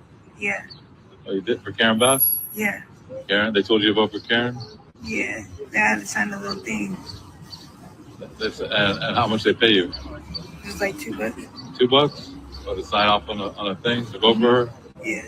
So they say, oh, do you want to vote for Karen or Nithya? Or they just really just tell you to vote for Karen, huh? It was man. They gave you an optional choice, but they tell you who they want you to vote for. They tell you who you want to vote for. So like, we'll give you $2, and you got to vote for one of these people. Well, I'm a barterer, man. So I got $4. And you're like, give me $4 and I'll do it. Yeah, why not? All right, so this is bartender man. So probably back in the day, he was, and unfortunately probably got into drugs and got fired and ended up on the streets. So he's still living that life in his mind, but on the streets, that's not. And there was someone that died on the street while she was doing a political show, just recently, running for political office, and they brought in like these curtains and whatever and covered it up while she was still doing her show. Complete disregard for these unfortunate human beings that are out there that they are supposed to be taken care of. And we know that Spencer Pratt had a plan to help them. So that's why he had to go bye-bye, because they are pocketing billions and billions of dollars, using that money to pay these homeless people a couple bucks. Are you kidding me? For a signature that it's going to keep you in office so you can continue to take advantage of them. This is pathetic. And so they do this for everybody out here? Yeah, they come out here all the time. How often do they come down here? Probably like 3 times a week. 3 times a week? Yeah, to get the ballots? Yeah. Wow. And so you know other people too that voted too? All right. So this is the exposure that's happening. These ass clowns are basically, doing this kind of stuff. They need to be held accountable. And I guess the person, they basically found the person that was doing this. Of course, they had it on video. And so they couldn't deny it. So I guess the feds came in and they've arrested this person. And I guess they're charging her with fraud, gathering votes fraudulently. It's federal offense for voting. Now, is this going to eventually, lead to the exposure and they have to stuff? I don't think so. Right. Spencer Pratt is done. Right. He's unfortunately not going to be in that position to help turn California around. I think that he was voted in. I think that he probably got 51% or more of the vote, and they stole it from him. Right. They obviously stole it from him of second place. So, now you're going to see these two useful idiots.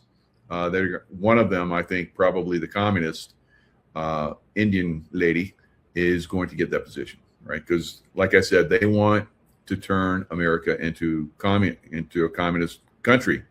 Who benefits from a communist country? Not the people. They're going to clown the people and lie to the people, which they do every time they come in with these communist ideals, where you're going to get free this, you're going to get free that. The people that are rich are going to pay you, and it's like, no, the people that are rich, once you take their money from them, then they don't have any more, right? And if they're smart, they'll get the hell out before they get their money taken. And that's what a lot of billionaires and people that are highly, multi-millionaires have left California, and they've taken their businesses from California. And that's going to continue to accelerate now that everybody's going to see that this shit show of election in California has gone really bad. Probably some people held on with the hope that, Spencer Pratt and maybe Steve Hilton would get in there. Now, Steve Hilton, it doesn't matter if he gets voted in or not, which is highly unlikely. Maybe they'll just give him a pass, so they can fake that they're have a fair election. Look, a Republican got to number 2 position. Will he get to the top position? Not a snowball's chance in hell. Right? Not a snowball's chance in hell. It's not going to happen. It's not going to happen. And in the worst case scenario for the Democrats, which you've already heard from Gavin Newsom, that they have a break the glass moment. They're not going to allow that to happen. In the worst case scenario, if Steve Hilton were to get it in the governor's spot, they have everything throughout every governmental position is owned by Democrats, guys. They will shut him down left and right. He will, and they'll try and impeach him, and they'll probably impeach him if he gets in there. It's like, why even waste our time thinking that he's going to get in there? I'm just looking at it, I'm like, I don't care anymore, right? I know it's rigged beyond belief. There was somewhat of a chance that maybe this primary would go right, but we're seeing no, still a captured operation. So at this point, but maybe we'll get, in the rest of the states, we'll stop out the future steal where they're stealing House and Senate seats throughout America in Democrat states from this election fraud being exposed, right? So they'll have to do, Save America Act, which looks like it might be advancing, even though John Thune, who should be replaced from the leadership position, even though we had Susan Collins, who's basically going against a Nazi in Maine. So she's like getting on board with the Republican Party so she can win another 6 years. So a Nazi with a Nazi tattoo on his chest, it's like, really? So now we're seeing who the Democrat Party really is. I've been saying it for a long time. It's a Nazi system. NATO, Nazi system. European leadership, Nazi system, all the way through, right? So it's being exposed. And, so here we go. In Maine, Susan Collins is going against a guy with a Nazi tattoo on his chest, right? They elected him. He got pushed all the way to the top, and the Democrat Party took it. So she's getting in line. So she's like, she wasn't going to vote for the SAVE Act, and now she is, right? So I'm going to be a good GOP puppet now. That, like I said, it's a uniparty. So we're going to continue to see this exposure, one after another. So she's jumped on board. And will we start to see some of the other ones, jump on board? I don't know. At some point, somehow, some way, we have to get the Save America Act, where there can only be voter IDs. Now, another thing that the Justice Department is doing, Department of Justice, is they're coming to California, and they're saying, let's see your voter rolls. And California said, no, we don't have to. Right? It's like, yes, they do. Right? So once that is done, and eventually they see the voter rolls and they see the unbelievable fraud in California, that will probably escalate to each Democrat state, which is they're also refusing to show their voter rolls. So once you see the voter rolls, then their whole system collapses, right? So it's moving to that particular, in that particular direction. So, more and more is being exposed as we move forward.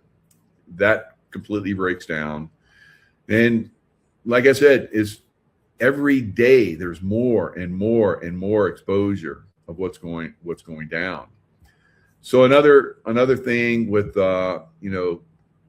with Pratt, breaking news, this was today too. Tens of thousands of Spencer Pratt voters are now receiving rejection letters from the county clerk saying that their ballots were not counted due to signature irregularities.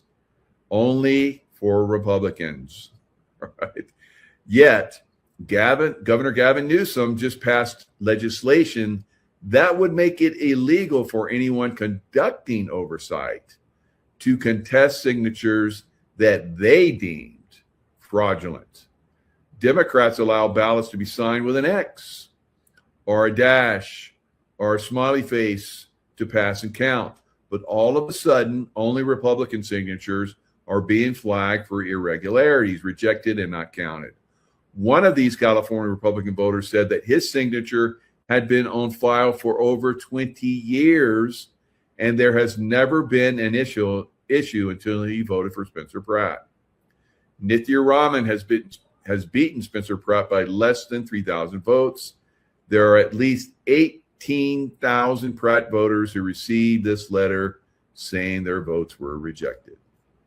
So again, more and more fraud is being exposed. You might have seen President Trump did an interview where we had he was like talked over the whole time. He's like, we have total election fraud going on in California. She's talking over him the whole time. And he just finally got just frustrated. It's like, you're an idiot. You work for idiot, organizations. He didn't say Mockingbird Media, but he said for media companies that like CNN and CBS and all the others. That he said that we cannot have a great country with news like this. This is completely destroyed America. So he didn't say that you guys have to go, but you would imagine that at some point they would. So very, very amazing, all the stuff that's being exposed. Now, did Trump take the oil? Trump says 100 million barrels of oil siphoned with set 200 ships. My God. U.S. President Donald Trump on Wednesday revealed a secret mission carried out by the American military to support oil tankers and other commercial ships through the Strait of Hormuz. See how I just got myself? I didn't say oil, because that's when I grew up in Columbia, South Carolina, that's how we pronounce oil, right? Oil. And so when I was in California, there's people that speak really good English there. And even when I was growing up, my English teacher say, "You speak really good English." I was like, wow, that's cool. Thanks.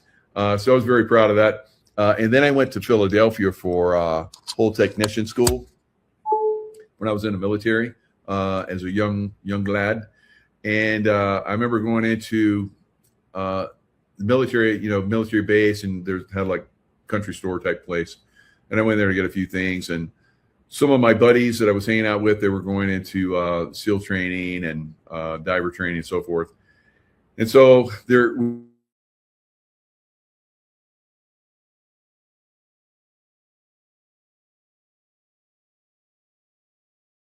the girl behind the counter something, and she like looked at me like, what? And so I asked her again, and she goes, what? And then my buddy started laughing, and there's like, and then they translated for me. I was like, what? I thought I spoke good English, but it's funny. It's funny how that works. So oil tankers and other commercial ships through the Strait of Hormuz. He said that the efforts have resulted in more than 100 million barrels of oil being passed through the key waterway through 200 plus ships. So, we were just talking about California, and it was the wonderful people of California that helped me overcome that oil. Right? What'd you say? It's pronounced this way. I was like, really? I've been pronouncing it wrong all this time. So, so funny. He further claimed, so there are good things happening in California, or used to. I don't know about it anymore, but he further claimed that U.S. controls the Strait of Hormuz, not Iran. So that's kind of questionable, but maybe. Last month, I directed our great U.S. military to execute a secret mission to support oil tankers and other commercial ships through the Strait of Hormuz, he said in a post on Truth Social. Today, I am pleased to announce that this effort has resulted in more than 100 million barrels of oil making its way through the strait and into the open market. So he goes on to talk about later how that's why the price of oil right now is $85 rather than $150, right? So they've been secretly taking the oil from these terrorists, all right? So they can fund their military. They couldn't buy more weapons, which I'm sure that Iran, not Iran, but Russia and China maybe gave them a good deal and maybe lent it to them with the promise that they pay them back. Who knows? But we're seeing all the way out to Israel, where you have the different terrorist groups, Hamas and Hezbollah, both of them being decimated, even still, as the money's not coming in, right? I think they're getting desperate, and I think they're going to collapse. And those areas where the Palestinians are, the good Palestinians will take over, and in the places which I have been to in Lebanon, the beautiful. So we'll see. We'll see how it works out. Of course, there's good Muslims, guys, but for a good percent, no, I won't say a good percent. I would say there is a percent that controls the Muslims, keeps them dumbed down, right? And I talked about that also with Honey Golden and Lisa Schermerhorn earlier today when we talked about the 12 laws of the universe, right? Universal laws. So there are, and that's in the description. You can look at those 12 laws and read them. But we went over all those laws, and you'll see that they're very good. And we talk about our experiences and dimensional movement and all that kind of stuff that we're all going through and moving up the scale of consciousness. Very, very amazing time. So we have a couple of destroyers that are in the Straits of Hormuz. They've been, controlling things for a great extent. Now, 2 days ago, where we had the Apache helicopter that went down, still haven't heard how that went down. Did they accidentally crash themselves? What happened there? Now, the Trump administration is saying that they were shot down. Or they haven't really said they were shot down. It says because of actions from Iran, and that's where it stops. So, and maybe they don't want to give it up because that would give up vulnerability, right? I don't know. So, I saw this when I was in Iraq, when we started seeing tanks, M1 tanks, which you would think were indestructible, that were burned out and blown up, that were on the backs of trucks. And I remember we rode by them in our nice little armored cars, and we thought we were safe until we saw that, where they've been blown to shit and burned, and the people that were in those were burned. But these terrorist groups funded by Iran had taken down through improvised explosives these M1 Abrams tanks. At that time, and I don't know if it still is, maybe they are, the best fighting tank in the world. So these terrorists are very good. They're very creative, but they're very negative towards the feminine side. Right? So and they control the feminine quite a bit, just like I talked about in India, which is the rape capital of the world. And I would say probably the close second is the Middle East, right? And it would be kind of interesting to see Sedona here. Hey, Sedona. So it would be interesting to see, which one of those countries is the biggest culprit. Everywhere that I went, where I saw, trash and, the women were all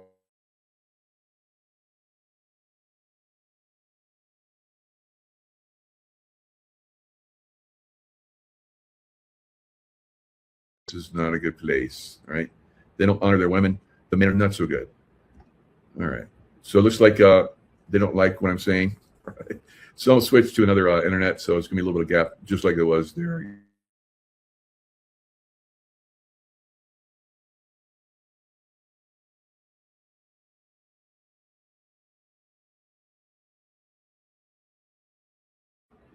But we're seeing that basically, a lot of these groups are being exposed in the Middle East as well, like Iran, Hezbollah, and Hamas, just like the Democrat Party, just like NATO, just like the people that are running England and France and Germany, all being exposed, right? So this is what we have to continually do to take down the system that's trying to destroy America and the world. Yes, frozen shouldn't be freezing anymore. So I switched internet. All right. So usually that's the charm. It works really well. So Trump was going to do massive strikes and knock hell out of, like he keeps saying, knock hell out of Iran. And when I saw that, he was like, and we're going to go into Iran tonight. And I'm like, you never tell them when you're going to come. You're joking. What are you doing? So, and sure enough, a little while ago, he said he has canceled strikes against Iran and talks up possible agreement again. Now, you can't deal with terrorists. You can't do it. It doesn't work. It never has never throughout history has it worked. Right? I mean, the Brits can tell you they came up with the word terrorist, and who did they call terrorist? The Patriots during the Revolutionary War. They called the Patriots terrorists. Right? So you can't deal with terrorists. All right. So we're a good example. Those of us here in America that are patriots. I don't know where the Democrats stand, but for the most part, those of us that have served, for the most part, are patriots. Right? There are some questionable, and seen some veterans that support some very, very suspect stuff and are very, very anti-Trump. So I don't know. But for the most part, all the veterans that I worked with over the years were true patriots, right? Now, I can say that because I am a veteran, and I know a lot of you would never say that about a veteran. You think all veterans are great. No, right? And we've seen that over time. So deal with the Iran war close, says Trump after calling off new strikes. Thursday began with U.S. President Donald Trump threatening to hit Iran very hard with new strikes and possible takeover Karg Island, a major oil terminal off the coast of Iran. Trump later called off another round of military strikes against Iran, saying on social media that progress has been made towards a deal. Right? So both are, everybody wants to believe that whatever comes out of his mouth is an absolute. No, there is disinformation going on back and forth. There is, if I tell you that I'm coming to, blow up your country, I'm coming tonight. And then I say, negotiations are back on. So you basically ramped everybody up and everybody's on their missile batteries and they're staring, they're ready to go. And then they say, well, they called it off. Well, do we go back home? No, he might be kidding because he changes his mind so often. So stay on the gun. So they're like, yeah. And then somebody comes, slaps them, say, get off. I'll take over. And then they get tired. See how this works? And then they get tired. I've seen terrorists do this all the time. They'll come in. I saw this in Pakistan quite a bit. They would come in and they'd blow something up, and then they'd have checkpoints for like 2 weeks, and then they got tired of it, and then they shut it down because everybody was, worn out after 2 weeks. So they're like, they're not coming anymore. So they'd shut it down, and then they come and hit them again. Right. So that's kind of what we're doing. Right. We're just like wearing them out. Yeah, we're gonna come blow you up. And no, we're negotiating. We're negotiating, and then we blow them up. Right? And then we like, yeah, you got out of line. We're being defensive because you shot a missile, so we came and blew the hell out of you. So don't do that anymore. We're going to negotiate. Negotiations are going good. All right, so we'll keep it up. And so we saw, like I said, Saturday, we're probably going to see this war really kick off again this week, and so we have. And normally, when the stock market is not so sure of which way things are going to go, they get all like, because stock market does not like mystery. Right? If there's a mystery about something, it's going to go down. So it went down pretty hard over the, like 4-day period, Friday, Monday, Tuesday, Wednesday. And today, bigly up. All right, bigly up. And because President Trump came in and kicked some ass. And then he's like, we're going to negotiate again. And, by the way, we've not stolen or taken 100 million barrels of oil. That's why the oil price is so low. So the stock market liked it. They liked it, right? And it went up bigly, very bigly. And so did silver, because they said it probably would. And let's look at the numbers. I know not everybody likes this, so I'm not going to go deep into it. But it is going to be very important going forward that you understand what's going on with this market, because this market is, at some point, like I said, going to go down like 1929 was a joke, right? So this is silver. As you guys can see, silver like went big today. Now, what was the percentage points? Percentage for silver going up today was 5.48%. So it went up like $3.50. Silver SILJ went up almost 7.5%. Yay, right? So you guys said I took my advice and jumped in. You're happy with me, aren't you? All right. So the NASDAQ and the Dow Jones. So you're like, I'm still in the market, and I'm like, well, good for you. You went up 3.29%. Silver went up 5.3. That's more, right? So, and the Dow Jones went up 1.86. So it's like I said last night, I'm not in that part of the stock market because it's like a neck break, because your neck is going back and forth so fast because the stock market is going up and down so fast and so deep and so high that it's really hard to follow. It's really hard, but I like it. I like following it because it's going to make a lot of us prosperous because we're going to be in the right way. So now, back in 1929, I'm in Lake Tahoe here. Back in 1929, there was a lot of people must have had some really good insights of the stock market crash, because they pulled all their money out and then put it in stuff that would benefit from a stock market crash, right? I don't know if they did put options back then or shorting the stock market. Probably did, because I think it's been going on all the way back to Greek times. So there's like this two spots here in one's on the Nevada side and one's on the California side, where they bought up massive areas of Lake Tahoe.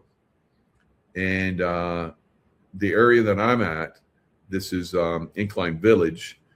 I'm not going to tell you exactly where I'm at because people like to stalk me, but there are, some amazing homes here that are worth, $50, $80 million. It's like insane. There's one that I was looking at, I think it's like $188 million, where it's like it's got a ranch on it. It's like, and it's right on the water. It's like, wow. And it has like 17 structures on it, all the way back to when they were logging Lake Tahoe. So somebody came in, cattlemen or whatever, came in and bought this, or loggers bought it. They got it for cheap. And here it is. It's like a $188 million ranch. That's like, wow. Now, it sits in an area where the guy that made a lot of money on the stock market, he bought up all this land. He sold this area where I'm at right now for $1 million. So it's like, what? He sold it for how much? And he got on his rowboat from his lakeside villa. It's a beautiful home. You can visit it. And rowed over, and they gave him like $1 million. Maybe it was more than $1 million, but it was $1 million something or a couple million, whatever. And he rowed back to his house. Like, what? That's the story. And then all the way on the other side of the lake, where there's a beautiful waterfall and massive trees, and it's secluded. It's right on the water. There's this woman that owned this property. It's where there's an island in this one lagoon area. It's like absolutely incredibly beautiful.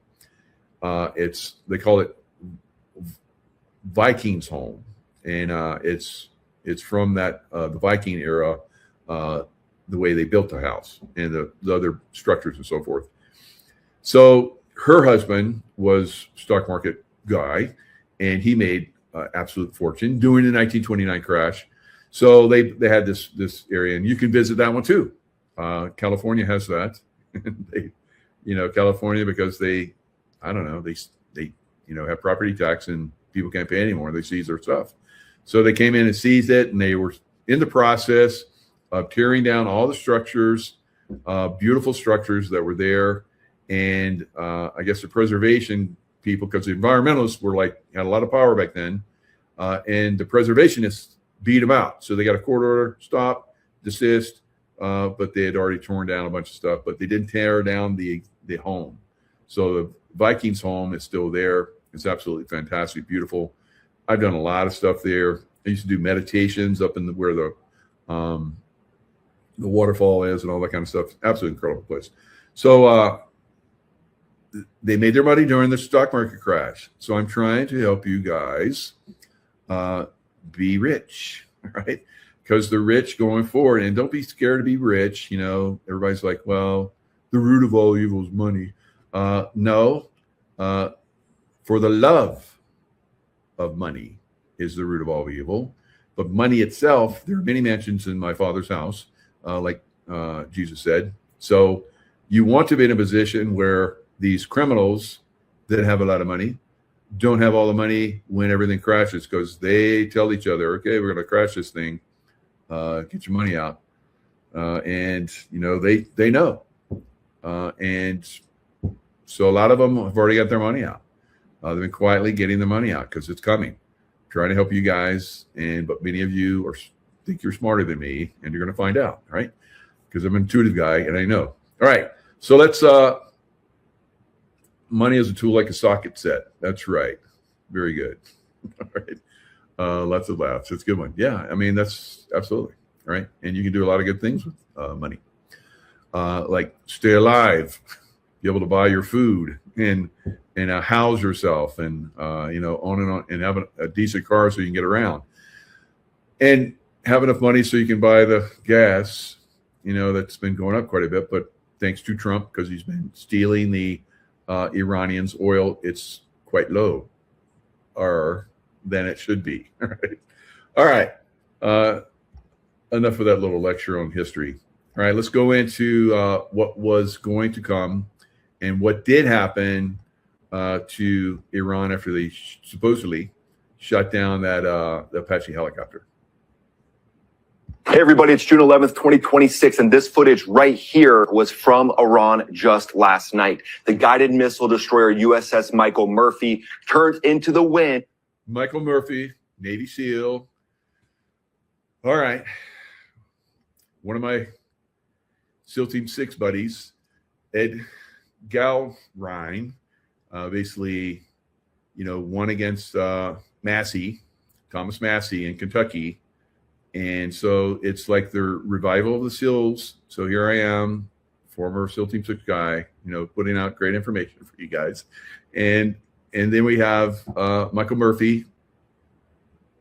He got shot and it was Afghanistan. And then they made a ship after his name. If you've never done the Murph, which is an event where you do all these push-ups, sit-ups, and pull-ups, and you run. I've done that many times.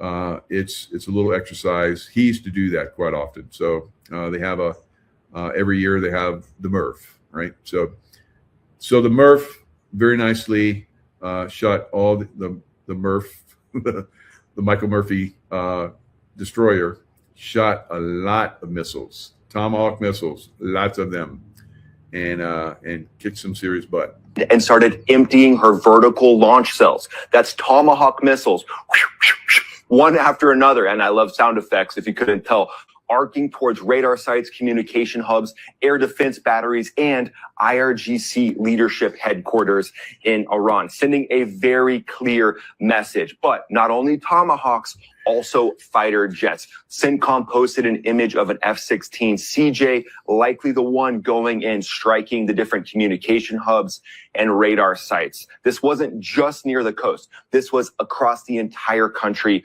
of Iran. Karaj, Nazarabad, Peshawar, southeast of Tehran, Bandar Abbas, Qasem Island. So the sites right in the Strait of Hormuz, but also leadership sites across the country for the IRGC for the second straight night. American precision weapons walked across the entire Iranian map, and the last impacts landed just before sunrise. And it's supposedly going to get more intense tonight. So look at this post on Truth Social from President Trump. Here's what he said. The United States will be hitting Iran, whose Navy, Air Force, radar, anti-aircraft, and all other forms of defense, together with most of its offensive capability, are gone very hard tonight. And at some point in the not too distant future, we will be taking Karj Island. This is just wild, and other oil infrastructure points, and assume total control of their oil and gas markets, much like we have with Venezuela, which is working out brilliantly for both Venezuela and the United States of America. Thank you for your attention to this matter, President Donald J. Trump. All right. So, again, President Trump does not telegraph what the U.S. military is going to do. Right? So that would be harmful to them because they could be waiting for them. So when I saw that, like I said, that's not going to happen. That's not going to happen. As he's done over and over again. We're in a movie. Hello. So you're going to see a lot of this basically happening. More and more of like, this is what we're going to do. We're making a deal, and we're not making a deal with them. We're taking their oil. Right? That's the deal we got going on with them. So yeah, we're making a deal with them. We're dealing their oil on the open market, making tons of money. Right? It's paying for all the missiles and bombs that we've sent their way. Right? So, and all the salaries of all the sailors and Air Force and Marines and Army that are basically in the waiting to basically do what needs to be done eventually. So that's what's going on. All right. So let's look at a little bit more. So we've seen a couple different iterations of us attacking Iran. When the first started, we came in and knocked hell out of them with Tomahawk missiles. So let's look at a little, video that was taken of that back in the day, just a couple months ago. For example, this is probably one of the most important videos of the Epic Fury operation, of the beginning of the Epic Fury operation. And here we... All right. See those little black things that are whizzing past? Those are Tomahawks. Look how many go by. You can see dozens of Tomahawk missiles that were flying in the direction of different towns and cities of Iran with the purpose to deal or to destroy objects of military infrastructure of Iran. And the most important part of this video is that the United States of America on the 28th of February of 2026 started their Epic Fury operation during the daylight. And of the 11th of June of 2026, the United States of America concentrated. So we came in during the daylight. It's like, you can't do anything about this. I'm going to take my boot, I'm going to put it right up there side of your head, and there's nothing you can do about it. Billy Jack, right? Go watch that scene. Billy Jack, right? I'm going to put this boot right upside your head. So, and it's fantastic. So that's what we just saw there. We're gonna strike you, and there's nothing you can do about it. And last night, there was some more of that happened. And are we doing it now at night because maybe they have some different types of munitions, and we have to come in and hit them at night? Because we know that several days ago, Israel came in and hit them during the night, right? After they launched missiles at Israel at night. So we might be seeing, things, get a little bit more sneaky as we move on, where we're going to hit them not in broad daylight anymore, but more like we normally do, 0 dark 30, right? So just an observation. We'll see. Significant number of vessels, military ships in the area of the Arabian Sea with the purpose to support the second round, the second conflict of 2026 on the territory of the Middle East. As for the Iranian side, during the previous night, the Iranians attacked mainly military bases of the United States of America.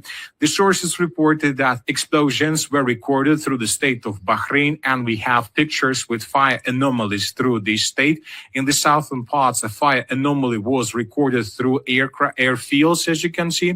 Another important thing is that, according to information we have, a Navy base was attacked on the territory of the city of Bahrain, of Manama.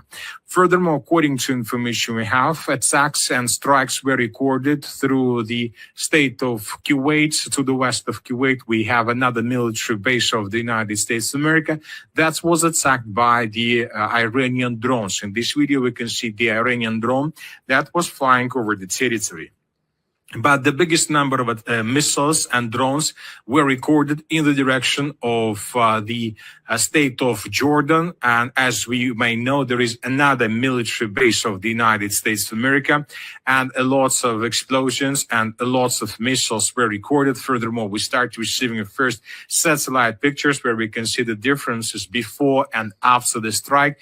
The Iranian sources reported that as a result of these attacks, several hangars with different aircrafts of the United States of America were hit and probably damaged. Also, the Iranian side reports about significant number of aircrafts of the United States of America, including aircrafts of the fifth generation, were damaged or probably even destroyed. In this video, we can see how the Jordan air defense were trying to bring down the ballistic missiles of the Iranian side. But as you can see, some of these ballistic missiles managed to penetrate the Jordan air defense and to hit the aircraft base of the United States of America. And of all right, so we didn't talk about it here, but in Israel, they had a lot of missiles come in and blow the hell out of Israel too. Of course, we struck a lot of targets, but they're not. It's not a one-way slugfest right now. Israel or Iran still has the ability to strike, and their missiles, and they built up their missile systems over the last several decades for this in mind, the potentially that they would be attacked by, I don't know, I guess the U.S. at some point. Somebody with some big cojones would finally show up and do the right thing. So this is what they planned for. And so this is not going to be easy by any stretch of imagination, because you saw all the bases that got hit. You would think at this point that, they would knock hell out of any missile that they shot, but they haven't been. So, are they shooting hundreds of drones at a time? Or that's kind of what Ukraine does. They just, and Russia too, they do massive numbers of drones, and it basically overwhelms or depletes the infrastructure for taking down these, missiles, air defense, and so forth. And then other ones get through, right? So somehow they're getting some good hits in, right? It's like I said, it's not a one-way, slugfest. These guys are still got some teeth, and that could be why there's a back off.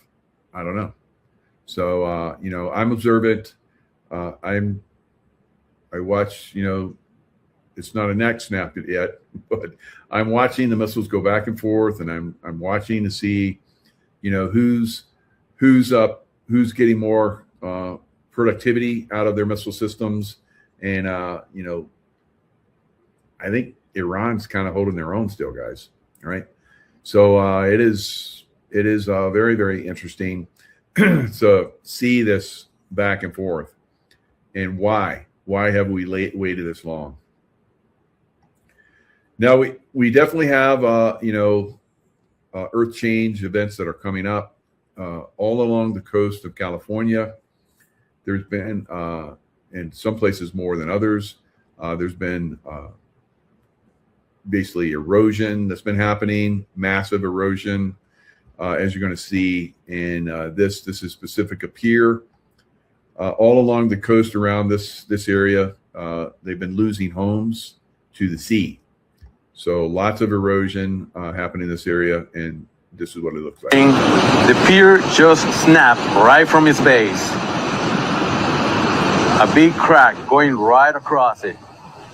I was just here about 2 weeks ago, recording my road trip to Santa Cruz. I didn't think I was going to come back so soon. Lots of memories were made here. I have people coming up and telling me that their parents brought them here when they were 7 years old to start fishing. Now it's just memories. I'm gonna head over to the pier and show you. City workers are starting to show up. All right, so this is an old coffee shop, I guess, that was there for decades. They had to completely demolish that. So that happened like a day or so after this video was made.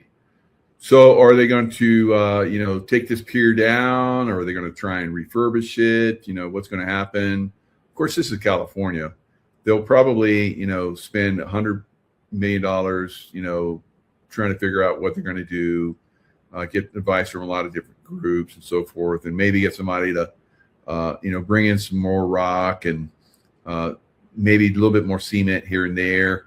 But there obviously are ways they could keep this. But my point is there is massive erosion that's going on. If I showed you some of the videos from Metal Leo, which I recommend you watch his stuff, he goes all the way up and down the coast of the left coast to all the major cities and shows how they're deteriorating on a massive scale. Shops being closed everywhere. So something's up. Somebody knows something, right? And I keep saying that we're going to see some serious destruction in these areas. And so they'll come in like they're doing right now with these, voter fraud and all that kind of stuff. Do they know that they're about to lose some serious coastline? Right?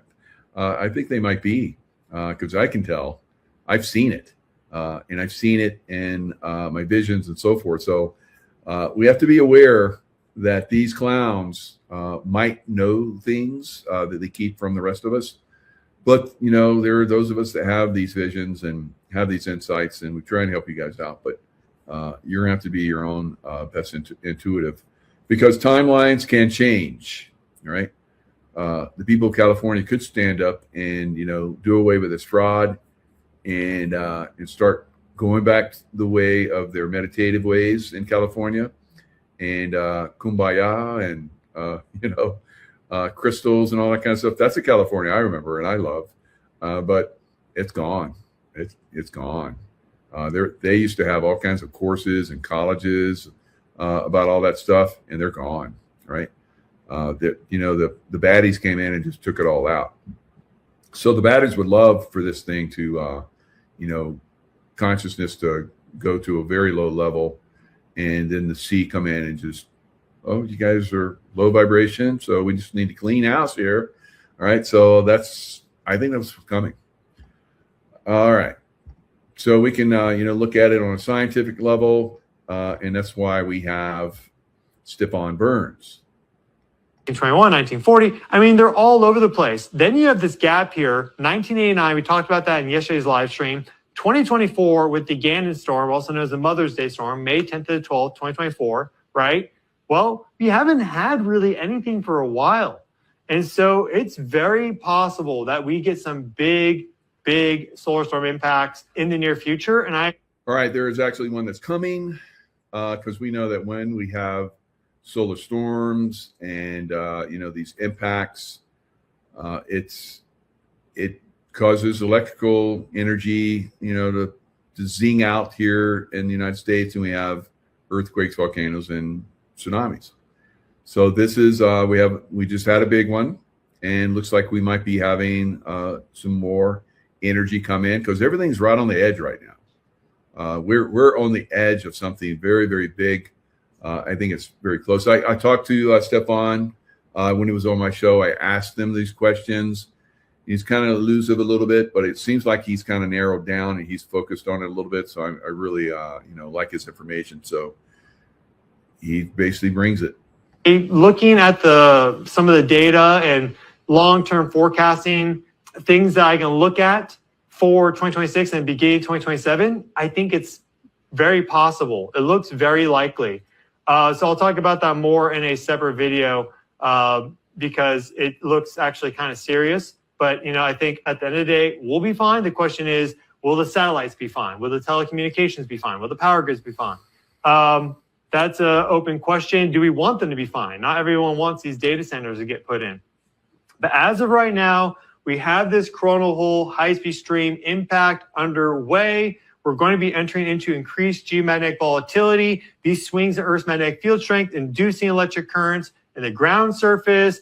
There's a reverse piezoelectric effect where electric currents can trigger mechanical deformation of rocks, minerals, inducing stress and building up strain. We're seeing strong earthquake activity still in the Philippines after the magnitude 7.8. We're seeing reciprocal antipodal earthquake activity in South America on either side of that now. So we could be looking at more big earthquakes. All right, antipodal. That means an earthquake happens on one side of the globe, flat earthers, and on the other side of the globe, we have earthquakes happen, and it's been happening quite a bit, antipodal earthquakes.